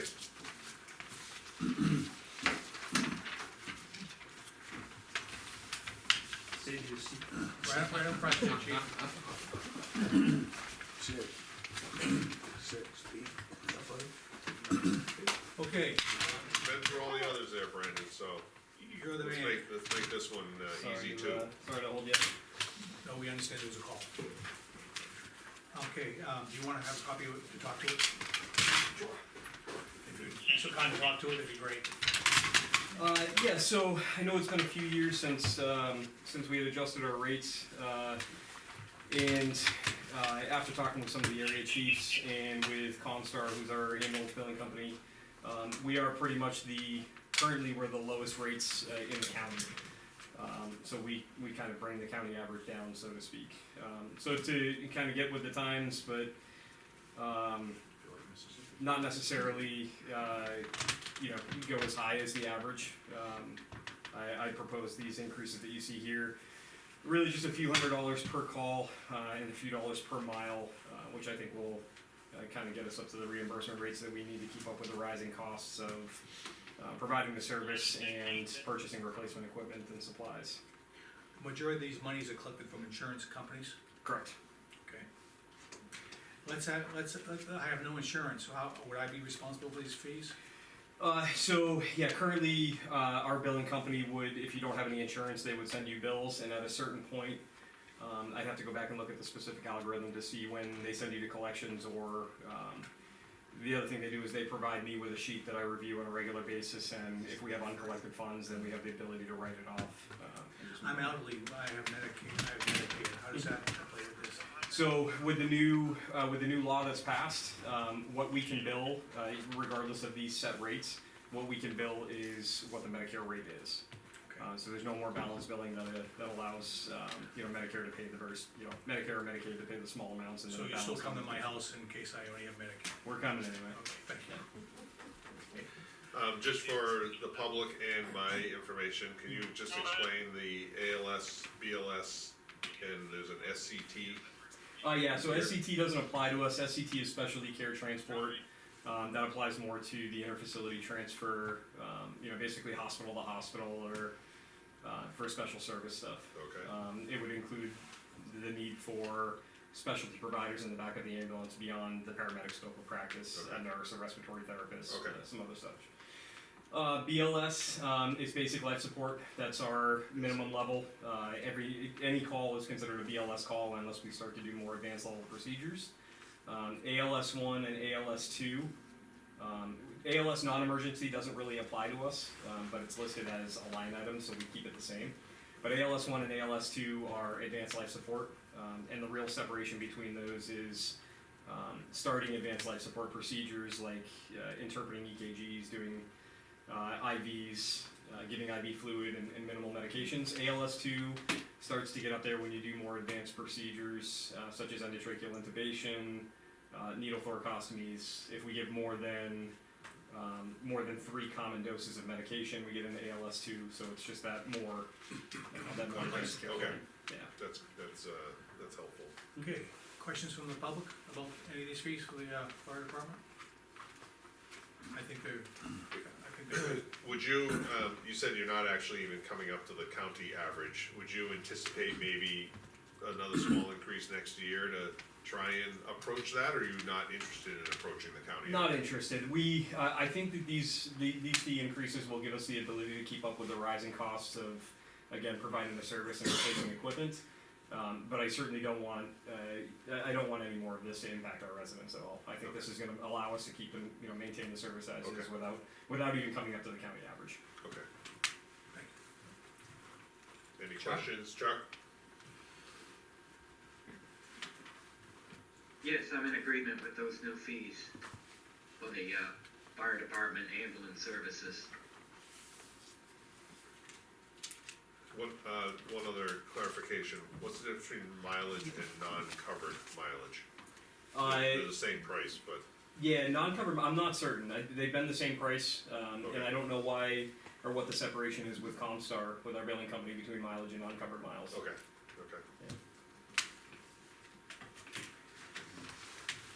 Mileage is like mileage from the, New York station to my home to the facility. Just your home to the facility, just from the scene of the incident to the facility.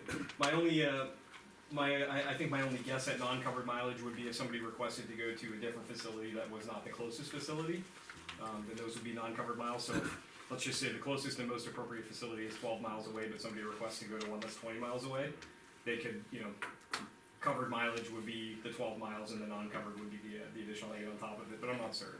Yeah. Either way, it's the same rate for us. Yeah. I have no issues, I'm good to go. And is that a flat fee, or that's a per mile fee? That's a per mile fee. Okay. Yep. Clarification on that might be helpful. Yes, yep. Definitely higher than the IRS rate. Yes. I'll go to Boston if I could for $18. Can I just point out that the description on the services is from the billing company that does our billing for us. So it may be something that they have in their system, Comstar, that we're just, either increasing or agreeing with, but they obviously know how to bill Sure, per but month. I don't know if we can just do that, just add per mile here, because these other ones are flat fees. 18 per, Right. yeah. Yeah. Yeah, 20 per. Just for a point of interest, I know there was some problems with staffing in the past, where we've had to go to other towns, and in the other town is the collecting agency, and we're losing. Has that kind of been something that's been correctable, and we've been having less of it? One example, I'm gonna speak on behalf of Chief, he's hired some per diem ambulance drivers, and they stay in the station during the day. Whereas in the past, we could not get, people work. And the thing is, to get a volunteer to come in during the day and take them away from work wasn't happening. So he was proactive in identifying per diem workers, per diem ambulance attendants, so we can attend on the ambulance and be responsive to our citizens. Awesome. And so we still rely upon mutual aid, there's no doubt about that, and we provide mutual aid to other agencies too.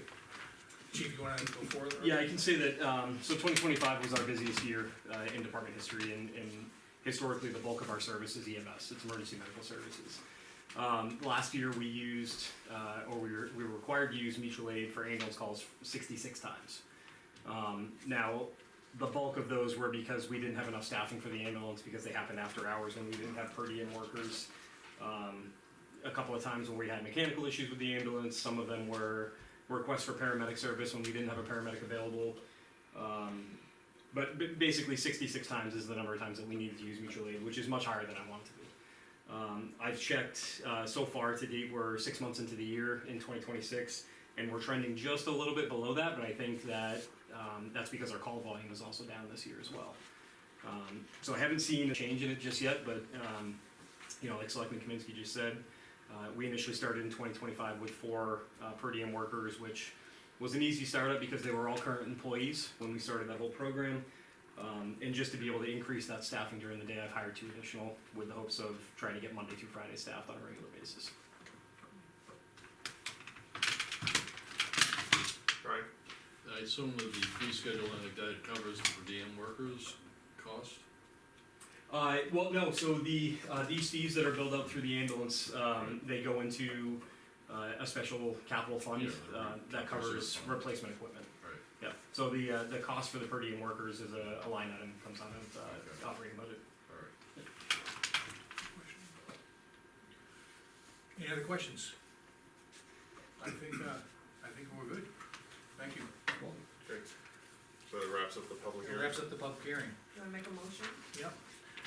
I make a motion to approve the fees, the schedule and fees as we discussed and adopt the changes we discussed from the meeting. I will second that. Chuck? Any further I'm discussion? in on it? agreement as well, Okay, all in favor? a vote aye. Aye. Thank you. I think, the public gave us some great, Yeah, great thanks. comments, and Thanks it was, for that. it was value added to have a public hearing like this, and thank you to all. So does that mean those fees are effective immediately? Oh, that would be the last piece, when do you want these to go into effect? I like to give, What did we do before, in 2024? It was at the first of the month, or the first, July first. July, we could do July 5th, which is a Sunday, or the first is on a Wednesday. About June 14th. You can do it the end of this week, whatever you choose. Can't I just work have this to month. clean up those copies. Would you rather have it, effective on a Monday? Yeah, Okay. 15th of June. They make a motion for. Why don't we do right after, 4th of July, so it'd be, 4, 5, the 6th of July, I Gentlemen, think is a Chief Monday. Armand, May I Right. make a Oh. special request, if you will, that Sure, we could get ours effective immediately, okay, because you have stuff these are going on. rolling in, and I wanna make sure that It is construction season too. Yeah, And it's the 4th of July fireworks season too, so. yeah, I don't, oh, I yeah. don't wanna miss Okay. out on a couple weeks. Yeah, we were, Okay, Lean, how fast do you think you're gonna implement it? A couple days? if no selectmen's meeting, I'll work on it next week. Okay, so we'll make the effective date, pick a Monday in June, please? Today, the 23rd, is that too I late? mean, do you want I- yours, I don't see why we can't just do ours right now, cause we Do you we wanna do do all our- them separate, effective immediately, and then the remainder be effective on us? cause I mean, unless there's some logistical problem, why not, I wouldn't Do have an some issue. different effective, that's fine. There is no Cause this, we need to give you time to kind of, correct. Publish between this. each other, Yeah. I make a motion that the police department fees go into effect immediately. thank you. I'll second that. Did you hear that, Jeff? Did you hear it, Chuck? Yeah. Any further discussion What on was the, the proposal? that the police department fees go into effect immediately? Oh, I'm in agreement. Is this a vote? Yes.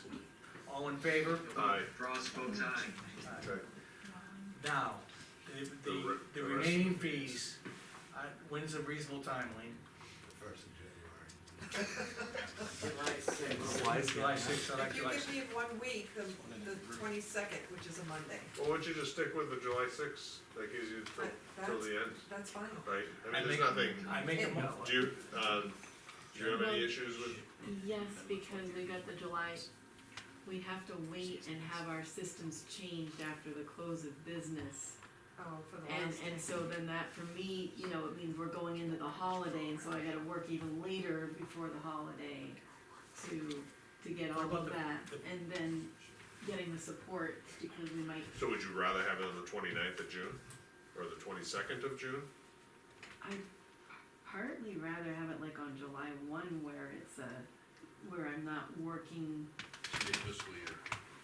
you know, I mean, rather you- than, July Does it 1st, matter to doesn't you? matter, no, it doesn't. you know. That gives me plenty of time, today's 11th. Greg, do you have any issue with, I know, it'd be a nice July dinner. 1st? I mean, it just means for you, like, you have a Tuesday, so everybody's gonna be bringing their stuff in on Tuesday, if it's showing up. Cause Wednesday, Like, you think they know about this? Come on. I mean, I don't, you know, or if you wanna make it to June 22nd. how about you, do you have any issue with an implementation I'm gonna date? be the easy guy in the room, you guys can do whatever You you can want. pick whatever, Yeah. okay, make The a first motion. makes sense. Okay, July first is fine, if that makes it easier for you. I'll make a Easier for the motion billing that company, right? July first, the July 1. remaining fee schedules are implemented in place. Okay. Effective in place. And I'll second that. Chuck, you hear that? Yeah, I heard, July first implementation for the fees, but I'm not sure what fees they are. All of them. What fees are we talking about, the town clerk and? So police department Yeah, fees effective, June 12th, right, tomorrow, and all the rest of them July 1. Okay, I'm in agreement with that, July one, for all the rest of them. Okay, Lavoy, yes, Kaminsky, yes, end of subject. Okay, Frost, yes. thank you. all right. This was difficult, Yes, it was. thank you. Yeah.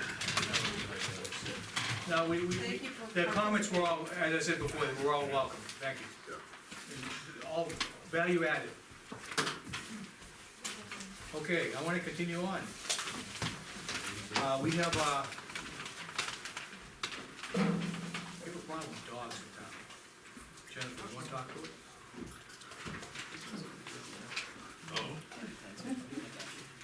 Alright, so by state law, dogs need to be licensed by the municipality. I have Just give me a hard time. I remember this last year. This is a copy of the RSA, and I wanna point out, it actually was changed last July. So after we last met, they changed the RSA, which had a fixed rate of $7 for notices sent by certified mail. So now that is up to the actual cost of certified with return receipt. And that same charge, whatever that would cost, certified mail with return receipt, if the police do an in-hand or left at abode delivery, that same charge apparently is effective. I was just reading that today. So, 'cause it had- So even if he hand delivers it, the cost of mailing it is the same charge will be handed. yeah, so I just discovered that today. I knew that the $7 was being upped, but I didn't realize that this extra, piece, and I'll be giving you a copy Why, of in the that. past, you didn't charge for in-hand? I don't know. No, No, it's they just part haven't of charged anything, Okay, yeah. and did you, in the past, was it, you try in-hand first, if they didn't answer the door, you certified mail, or? So we probably go pretty above and beyond for our residents, cause this is a necessity, I understand it.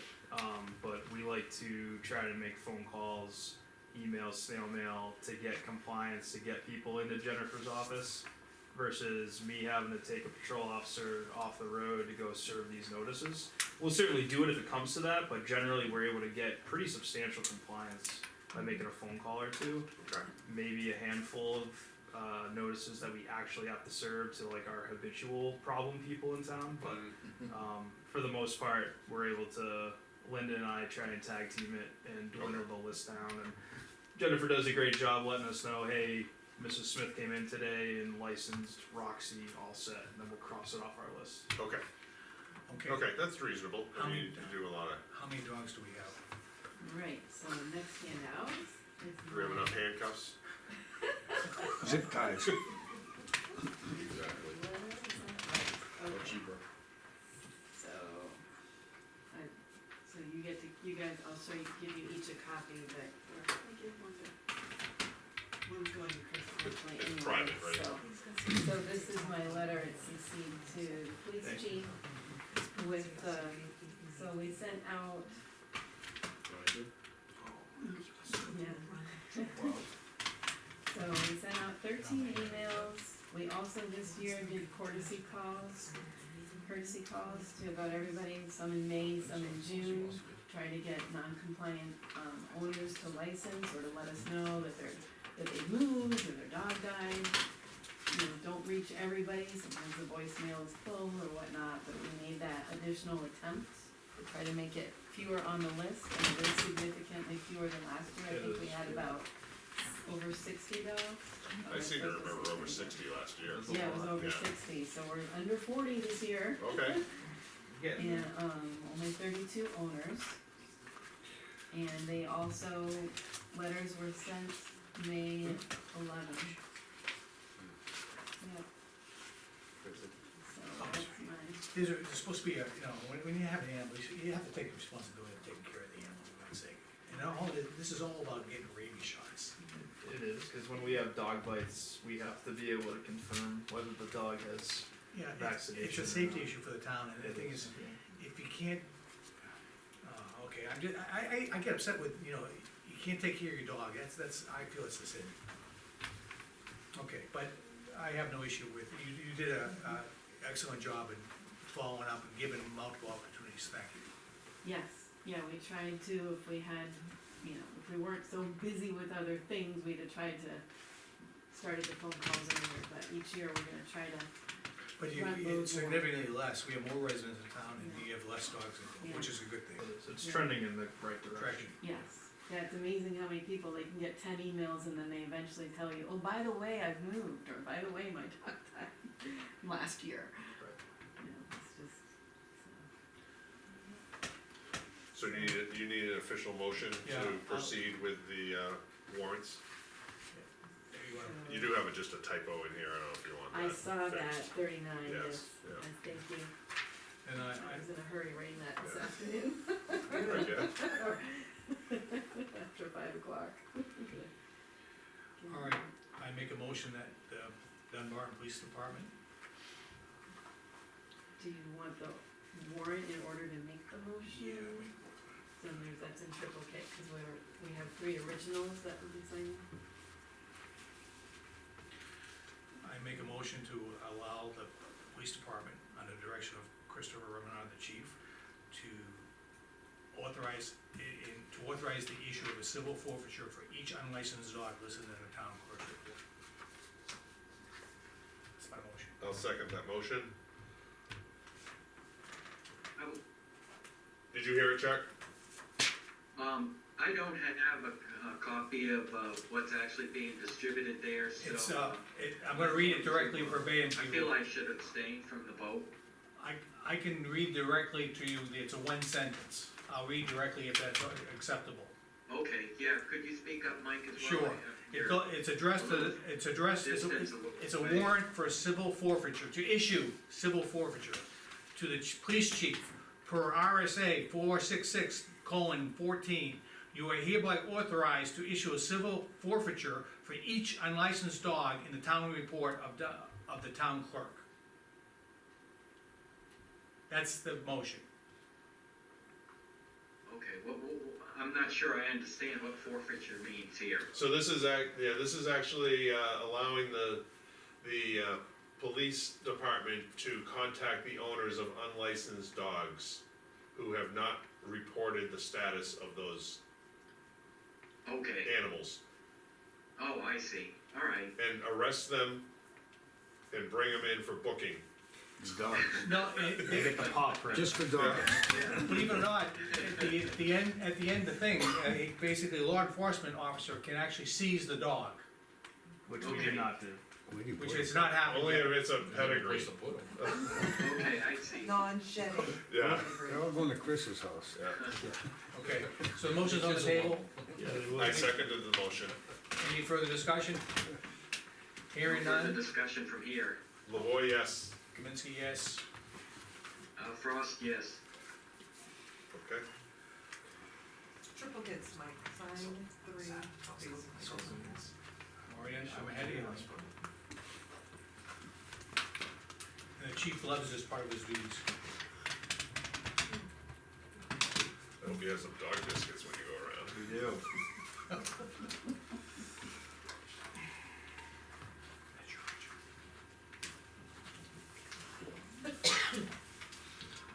Chuck, I would ask you to sign, how could we have? You have a quorum. You just have the, I think that's for the. I can sign next week if that's appropriate. Well, we have a quorum, but the thing is, I'm glad that we were able to get your consensus on, your vote on this too. Chief is just anxious, he's biting at the bit Yeah. to get on this right away. That's a horse reference. Are you keeping Dana? Oh, did you need it? Two of these, so could You you need just it? keep one, is that all right? So Yeah, can that'll we be- expect a no, canine unit, Chris? Yeah, good. Anthony, just give me a full set when. Okay, do you want me to collect it from them and give you a full Well, set? yeah, if There's one of stuff them when I has was it, a I just kid. need a It's copy. just- I got it for you, Okay, go ahead. that goes to Lean. Remember sitting on And these you things have a in the town confidential hall. list that you, I have a Upstairs, confidential Hand to the list chief. that's- First grade was that goes to the downstairs and chief, second and I grade guess was one in the next copy room over. goes to the guys Third, to fourth, get fifth, and sixth are here. attached.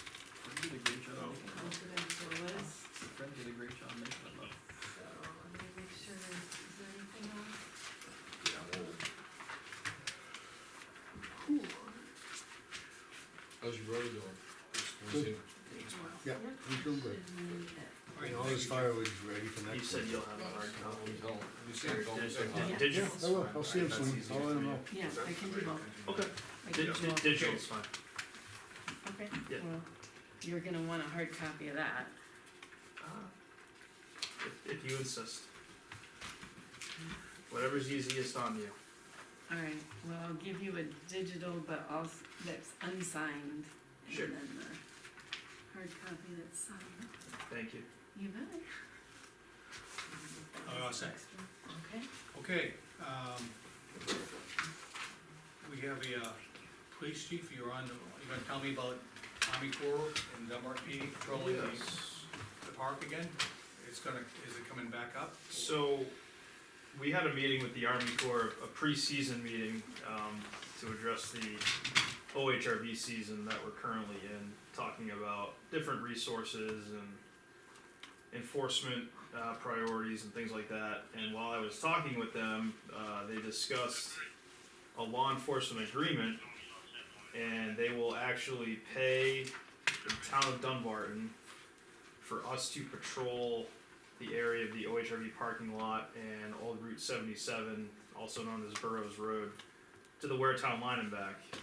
And I saw this as a really, really great opportunity to bring in some monies for the police department because we're already doing this. We do directed patrols down there as part of our daily patrol duties, so they are willing to reimburse us for doing that. Now, we elected not to pursue this agreement. So that was fish and game. That was grants, and that was hours scheduled above and beyond the officer's week. Okay, This is just part of our duties, so. this is almost like free money then coming in if you're already doing it. It's a no-brainer, cause we're already doing it, and they're willing to pay the town. I basically submit for reimbursement quarterly, and they cut the town a check. The only caveat that I was hoping for is, as this money comes in, if I would be authorized to use it at my discretion for department needs, whether it be equipment, training, what have you. So the current agreement goes through the end of November. It's $2,000, which isn't anything crazy, but looking at the next fiscal year, it's gonna be a much bigger number, cause it'll encompass the entire year. So we're kinda getting on this bandwagon a little bit late, but the town of Ware does this as well. They patrol the Everett Dam as part of their normal duties, and they bring in, I think, close to 20 grand a year, just for doing that. So I saw this as a great opportunity for the town to get some Dollars for some something they're income doing. for things that we're already doing. So they specify certain things, like it has to be a half hour in length, it has to be on Saturday and Sunday between the hours of noon and 10 at night. So these are things that essentially we're already doing. You have to keep a meticulous records. So we pulled call for service, directed patrol call for service already. So when I submit for reimbursement, I just print the dispatch log for our activity at the OHRV park and they cut a check. Okay. It's no frills, it's pretty easy. I sign it as the chief of police, but I obviously didn't wanna sign this without talking to the board. And then also getting a commitment that, I could use this towards department needs as they arise. There has to be a mechanism for accepting the money Right. in order to allow them to spend it. So, that would be unanticipated revenue. But I thought there was we were caught last year, we kind of cleaned up our act in the sense that we were giving money back to the various departments for unanticipated revenue. And That it came was the back to board. the general fund. That was a board decision, but every situation is different, but if you're looking at $20,000 that you're, over the course of the year, to give to the department, that clearly needs to be accepted at a quarterly, at least you said I would quarterly come in basis quarterly, yeah. for, receiving those funds, and the board would make the decision to accept it and what to authorize the department to do with it. Cause last year we got 11,000, between 11 and 14 for the transfer station for, the co-op, our Right. portion of that money, and, That went to the general fund, as I understand. right, that department head was hoping to be able to use that money towards his department for equipment and whatnot, but it's the board's decision. What's the immediate need that you need to spend $2,000 on, just an estimate? So I had to actually buy a new computer today, a new desktop computer to replace a old one, so, you know, there's costs that pop up from time to time, and I don't know that it'll necessarily be as high as 20, cause Ware's doing the patrols more frequently. But I guess what I could do is, when I get the check, I come to the board accepts it as unanticipated, and if I have a specific expense, I would speak to it at the same time, I like that. if the board's in agreement.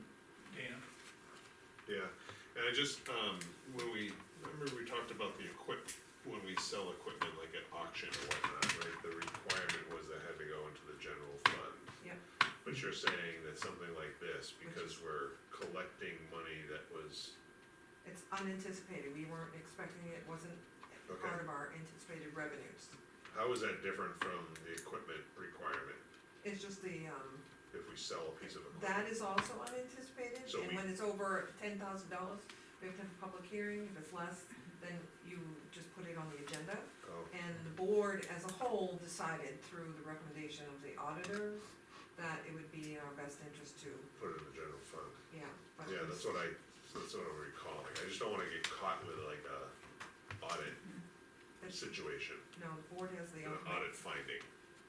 I can double check with the auditor, but I think it's it's up to the board as a vote. Okay, I just recall that different. Could, I like I to didn't think we had a choice. I have no problem with entering an agreement. Lean, could you get some details on that for the next meeting? We'll defer any decision on getting, I just wanna make sure we dot our Yeah. i's and cross the t's. Yeah, we just don't wanna have a audit finding that causes Sure. us to have to Backpedal. Is the board, not do cause that. the patrol starts June 20th, so is the board okay Yeah. with me entering this now, and then Yeah. we'll figure out the cost stuff later? Yeah, cause sounds like we wouldn't have to make a decision as to whether we could authorize you to spend it No. until later. Right. Chuck? Yes, I agree. I think this is a good agreement, and I think it's a good idea to be patrolling this area, that remote area anyway, that has a parking lot that draws a lot of people there, and we can actually get some revenue out of it. You were already doing this anyway, so. Yeah, it's Right. our Officer Dejan? officers are already doing Officer it. Dejan taking the lead here? He'll be one of the ones doing it, yeah. Yeah. Yeah, so Yes. do we, I make a motion that we, approve the Dunbarton Law Enforcement Agreement with the U.S. Army Corps of Engineers for the patrol and monitoring of the Hopkinton Everett, Lakes Ride area. I'll second that motion. Ross? no discussion? No discussion? All in favor? Aye. Aye. Aye, Frost, aye. Thank you. Good.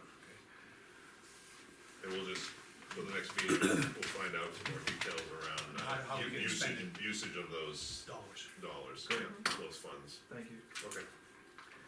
Okay, mailbox items, quickly, we don't have too many in the mailbox, but I gotta go through mailbox items, and it's getting late, gentlemen, I apologize.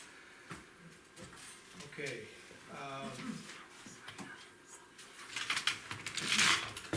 can I just say something for the record? Leo, I apologize, we had no public comment earlier. I know, I just wanna put for the record, if there's anything public comment, you want anyone else remaining, I got nothing, okay, I do acknowledge that. I just got nothing. Do you wanna do your public comment, Brian, or do you wanna wait till after the mailbox? 6 one, half dozen the other. Okay. Okay, mailbox items, we got we're making progress on getting a piece of equipment, for the transfer station. Dana, you wanna talk about that? Yep, so we have Dave Nault acting on our behalf, going around, looking at various equipment vendors for transfer station, equipment to replace the skid steer. He has been to about a half a dozen dealers already, and he still has some more to do. Like he mentioned to me today, there's some other manufacturers like Kubota and John Deere that he still wants to go to. So he'll be continuing that review. He expects to wrap it up by the end of next week. Okay, great. And what he would do is he would then brief me on that, just because I was talking to him about it, before the next meeting, which is on the 25th. So he would brief me on it, and then we would have him come in on the 25th. Lean, if you could put him on the agenda. Yeah.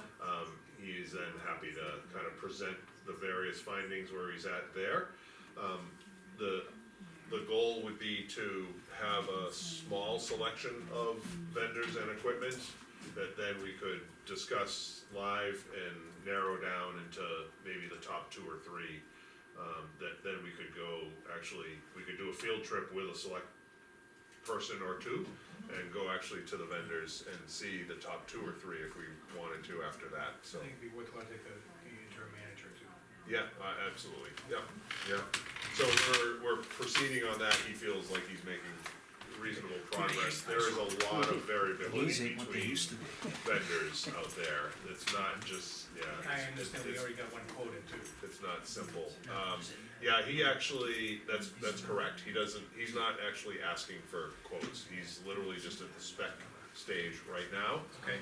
We believe that once we figured out the narrowing down of the number of vendors, we would then ask them for quotes after we did that. Okay. He is finding out that there are municipal prices that are lower than the retail prices, when he talks to them. So he's asking that question to each of them, so at least we would have an idea if a vendor has lower municipal pricing than regular retail. Very good, thank you. That's an update. All right, Lean, we have a Primex holiday coming up, holiday credit for our workman's compensation of $2,076. Yep. And we're gonna get a refund check, and we sometimes rather than put it in general fund, we credit it towards the next year's premium. Correct, and if the board makes a decision tonight as to how I should, apply for that, then I don't have to wait until the following meeting, so. What it does, rather than putting it in general fund, it just lowers a bill for, The lowers a premium bill for next year. 2027, yeah. I have no problem making a motion on that, it's pretty straightforward, it's only $2,000. Dana, your thoughts? I agree with applying it directly to the next year's, cause it's an overage that, we're getting back, so I think applying it to the same line item is appropriate. Chuck, any comments or concerns? No concern here. Okay, then I make a motion that we, take the, holiday credit return on our 2025 workers' compensation of $2,076 and apply it towards a 2027 premium. And I will second that motion. Any further discussion? No. Hearing none, all in favor? Lavoy, yes. Ross, yes. That's a yes, okay.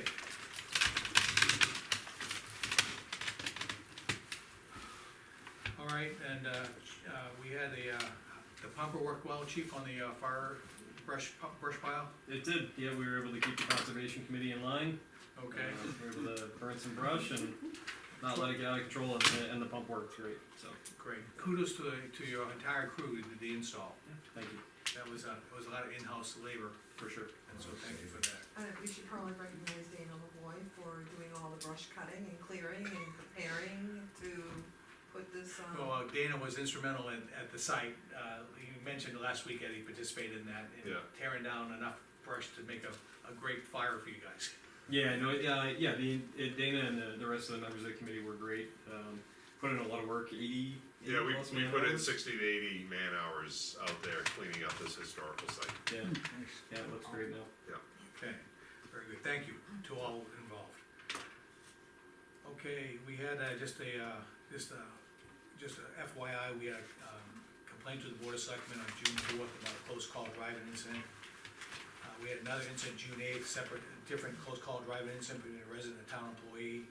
Those incidents have been documented. On June 9th, we had an email regarding the utility rates changing in August. Dana, please speak to this if you would. This is more about the electric. Yeah, so,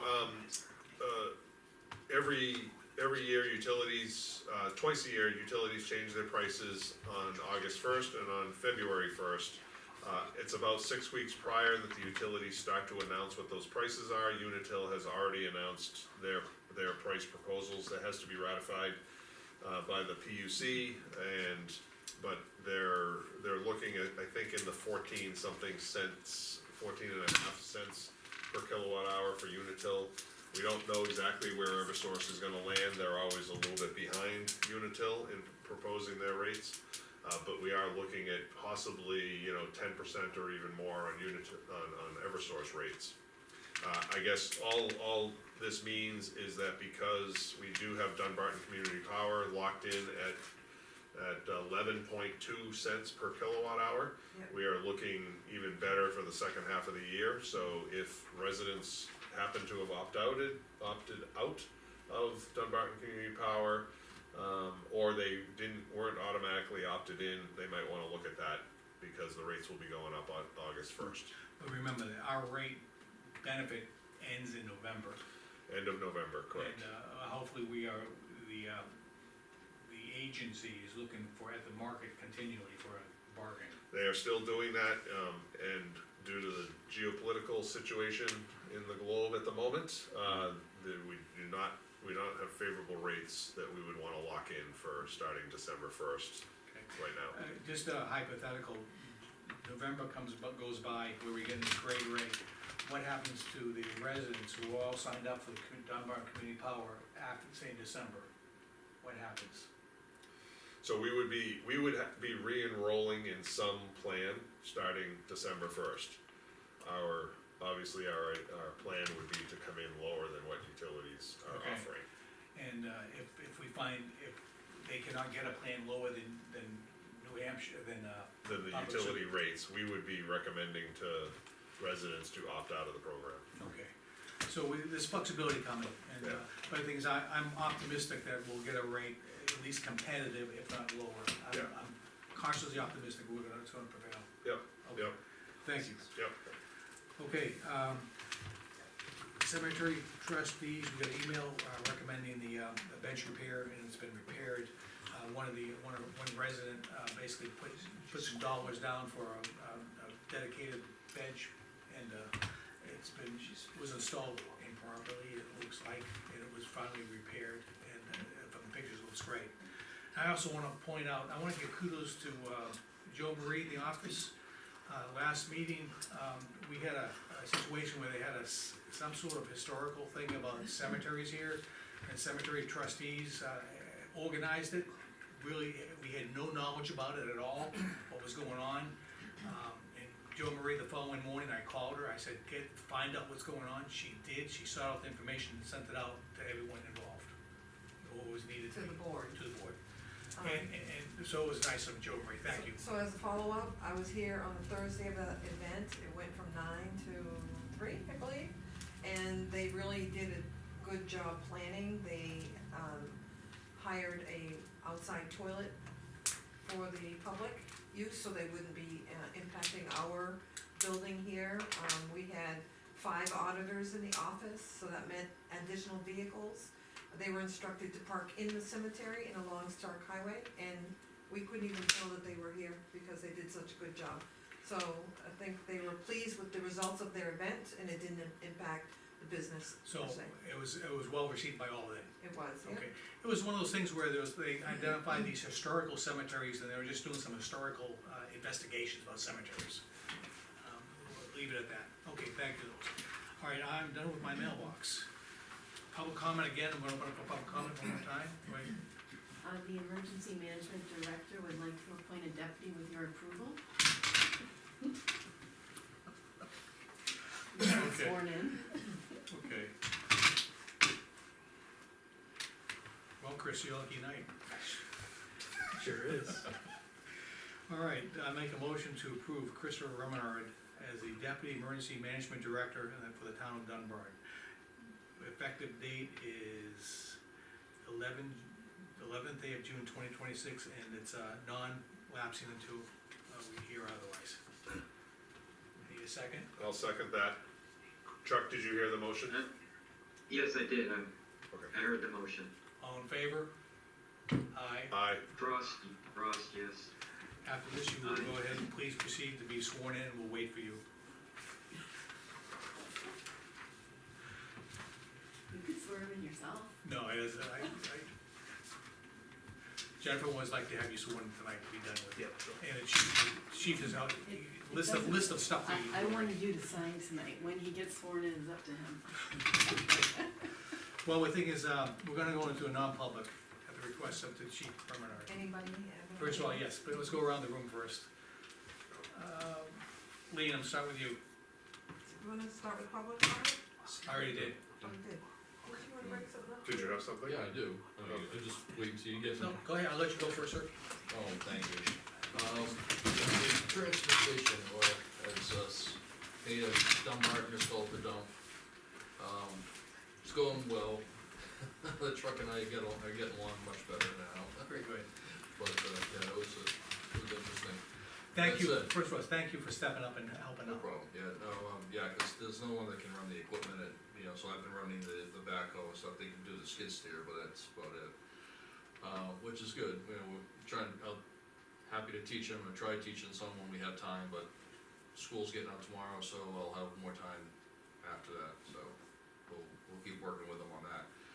One of the things that I find quite inefficient, I don't know if anybody's been down there when the time comes, is that the compactor gets full, we gotta pull the compactor off, put an empty box on. To do that, you gotta pull the compactor box off, take it someplace in the yard, drop it, go pick up the empty, pick that up, put it on, then go back and pick up the full one that's on the ground again, all over again. It makes no sense to me that the people that make these boxes, and it's a standardized hookup, that they don't have some type of dolly or mechanism that fits on like a set of forks, or a bucket like on a skid steer where you can just go in, pick up the front of the container, pick it up and roll it around, cause you get wheels on the back, the rollers, and roll it around so they can maneuver these things. I mean, it would be, who us to do that?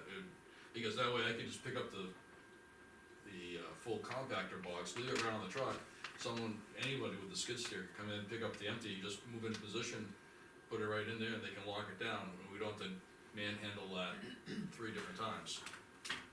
Just tell me, Yeah, so Dave mentioned something to me, I think it was yesterday about it, or maybe it was today, when I spoke to him, and he was referring to that. I don't remember the full details, but he's aware of this. Did you talk to him about it? No, I haven't. So he actually mentioned, he says, we should see if we can get the attachment for this new piece of equipment that would allow you to do that. It would make sense, or even if you get it ahead of time, because I assume the new piece of equipment, you're gonna be able to use the same blanks you had for the Yes. skid steer, because you have a lot of pieces of, plows and other stuff that pieces of Supposed to equipment, be very minimally, with minimal modification, interchangeable. Alright, yeah, because that way, you can get it now, sooner the better, you can Okay. continue using it, if, it'd be my He recommendation. does have an equipment line, and I think it was bumped up for this budget, so, Okay. something to think about. So, I mean, I could even make one, but I just don't have the time or, to do that, but. But is that something that you have the knowledge to go out and shop to see if something like that's available? Yeah, you do. Okay. I'm okay with, commissioning him to see if there's that type of attachment available for the skid steer. I just didn't wanna take and overstep my bounds. And No, you're well within it. And I would say if you can, just log your time you spend into it for us. Yeah. And that's all I ask.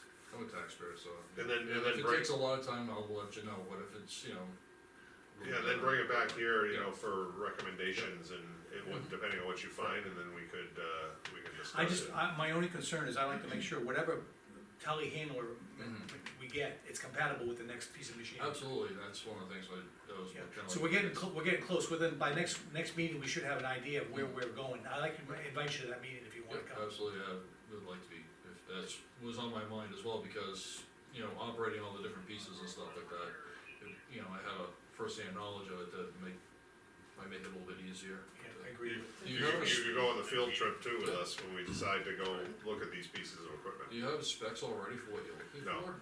He's still working, he's still So you're working just on that. generating the specs? Yes. Yeah. Okay. And he's basically generating the specs because he's going to look at what all the Right. different vendors have, Mhm. and then he's prioritizing things that would be important or not. Exactly. And that may actually allow him to, prefer some vendors Oh, over absolutely. another, and obviously, maybe even rule out some, because they don't have a feature that he feels we need. Interchangeability of existing equipment was a Oh, key yeah, factor. You get it, definitely compatibility would be a big factor. I mean, I don't know if you know my background, but I spent 30 years with the DOT, so I'm familiar Okay. with equipment and contracts and specs and the whole 9 yards. Okay. Putting that stuff together, so I'm familiar with it. Alright, perfect, thank you. Then I would definitely invite you to the next meeting Yeah. with this, please. Sure. I think value added would be well worth it.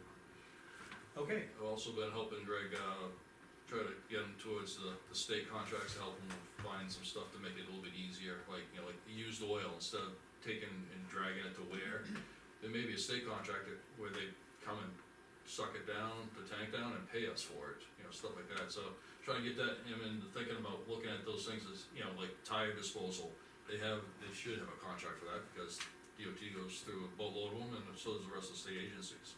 So it might be behoove us to take and, utilize those contracts. And what he's bringing up is that we're, authorized as a town under our bid policy to bypass any of the bid steps if we, sign up with the state contract. So, Okay, it's helpful for us, they've done the homework, and we can just. Sure. we can just tag along to the state. Oh, absolutely, yeah, just get the notice of contract, and it gives you a lot of the specs, and I showed them where one link has the notice of contract, and the other link has the entire contract, which can be 30, 50 pages long, and it has all the details if you really need to get into the weeds, but, you know. do you know if we're doing any of that now?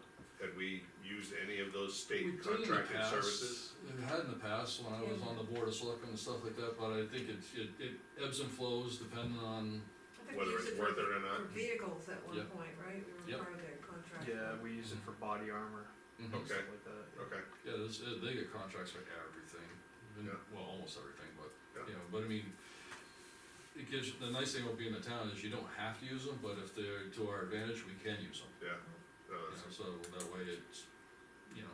Time a lot of saving. flexibility there, Yeah. yeah, okay, good. So, Thank you. Put a hole in the hot top the other day, the heavy loaded, dumpster. Glass. No, it wasn't the glass, yeah, that was, overloaded, but anyway, it was just a hot day, put it down and just, one of the wheels just dug in there, it's got a cone on it, it's not a big deal, you know, big problem, but something I would recommend that you might wanna think about is making maybe some concrete pads for these particular dumpsters, because when you start rolling them on and off on the hot top, even now, it's putting lines in them, you know, it's weighing down, there's a lot of weight, I mean, you know, anywhere between 8 to 10 tons, I mean, actually, the first load I took was 11 tons. You know, so when you're putting that down on the asphalt and it's hot, I mean, cold winter, not a problem, but hot summer, you're gonna start, you know, having washboard looking asphalt. So, I mean. Is this down behind?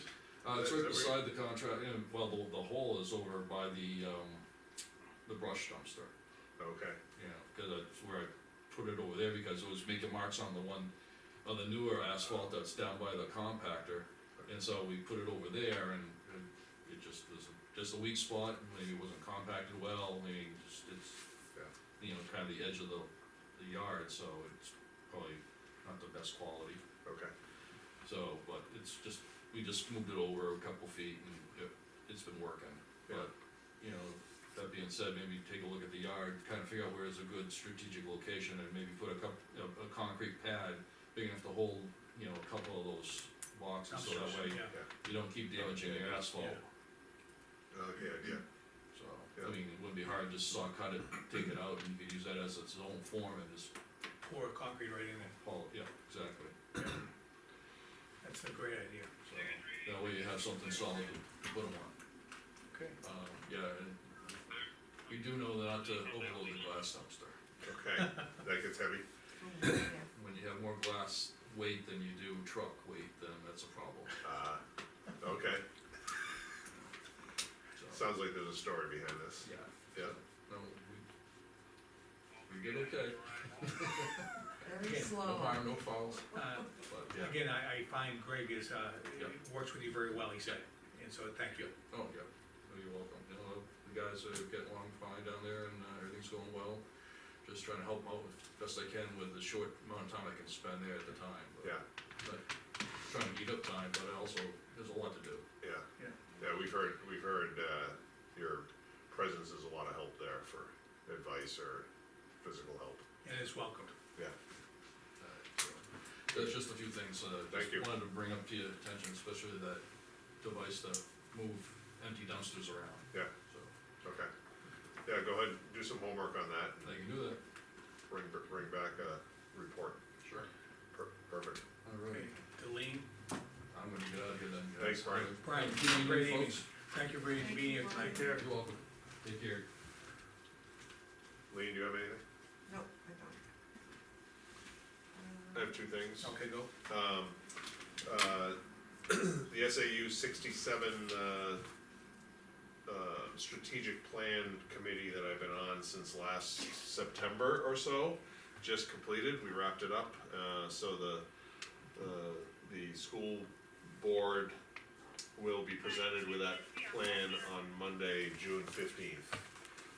I will actually be away, I'm not going, but I wasn't required to be there anyway, but I was part of a group of about 18 people that were part of developing this plan, and we met regularly, over the past And the whole purpose of the plan was to develop a 5-year strategic plan for the school district.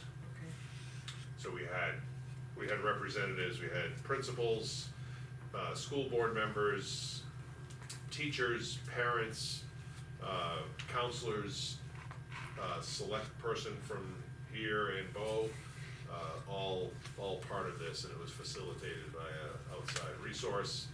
So it was fairly lengthy and process, but that strategic plan is now finalized and released and will be put up for vote on Monday night to the school board.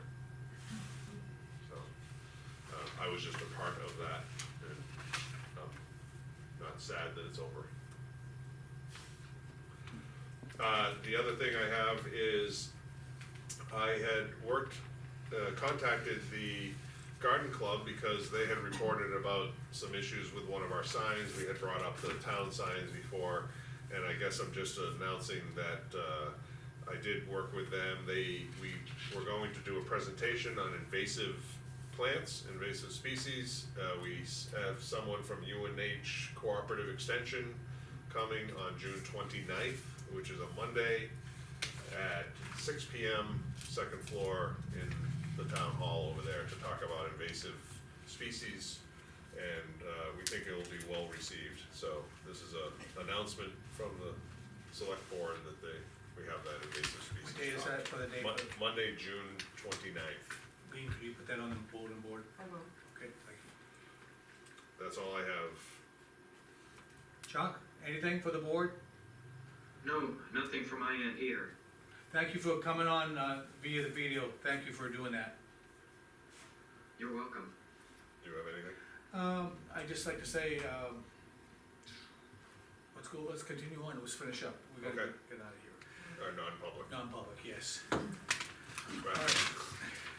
I make a motion to go non-public per RSA 91 alpha,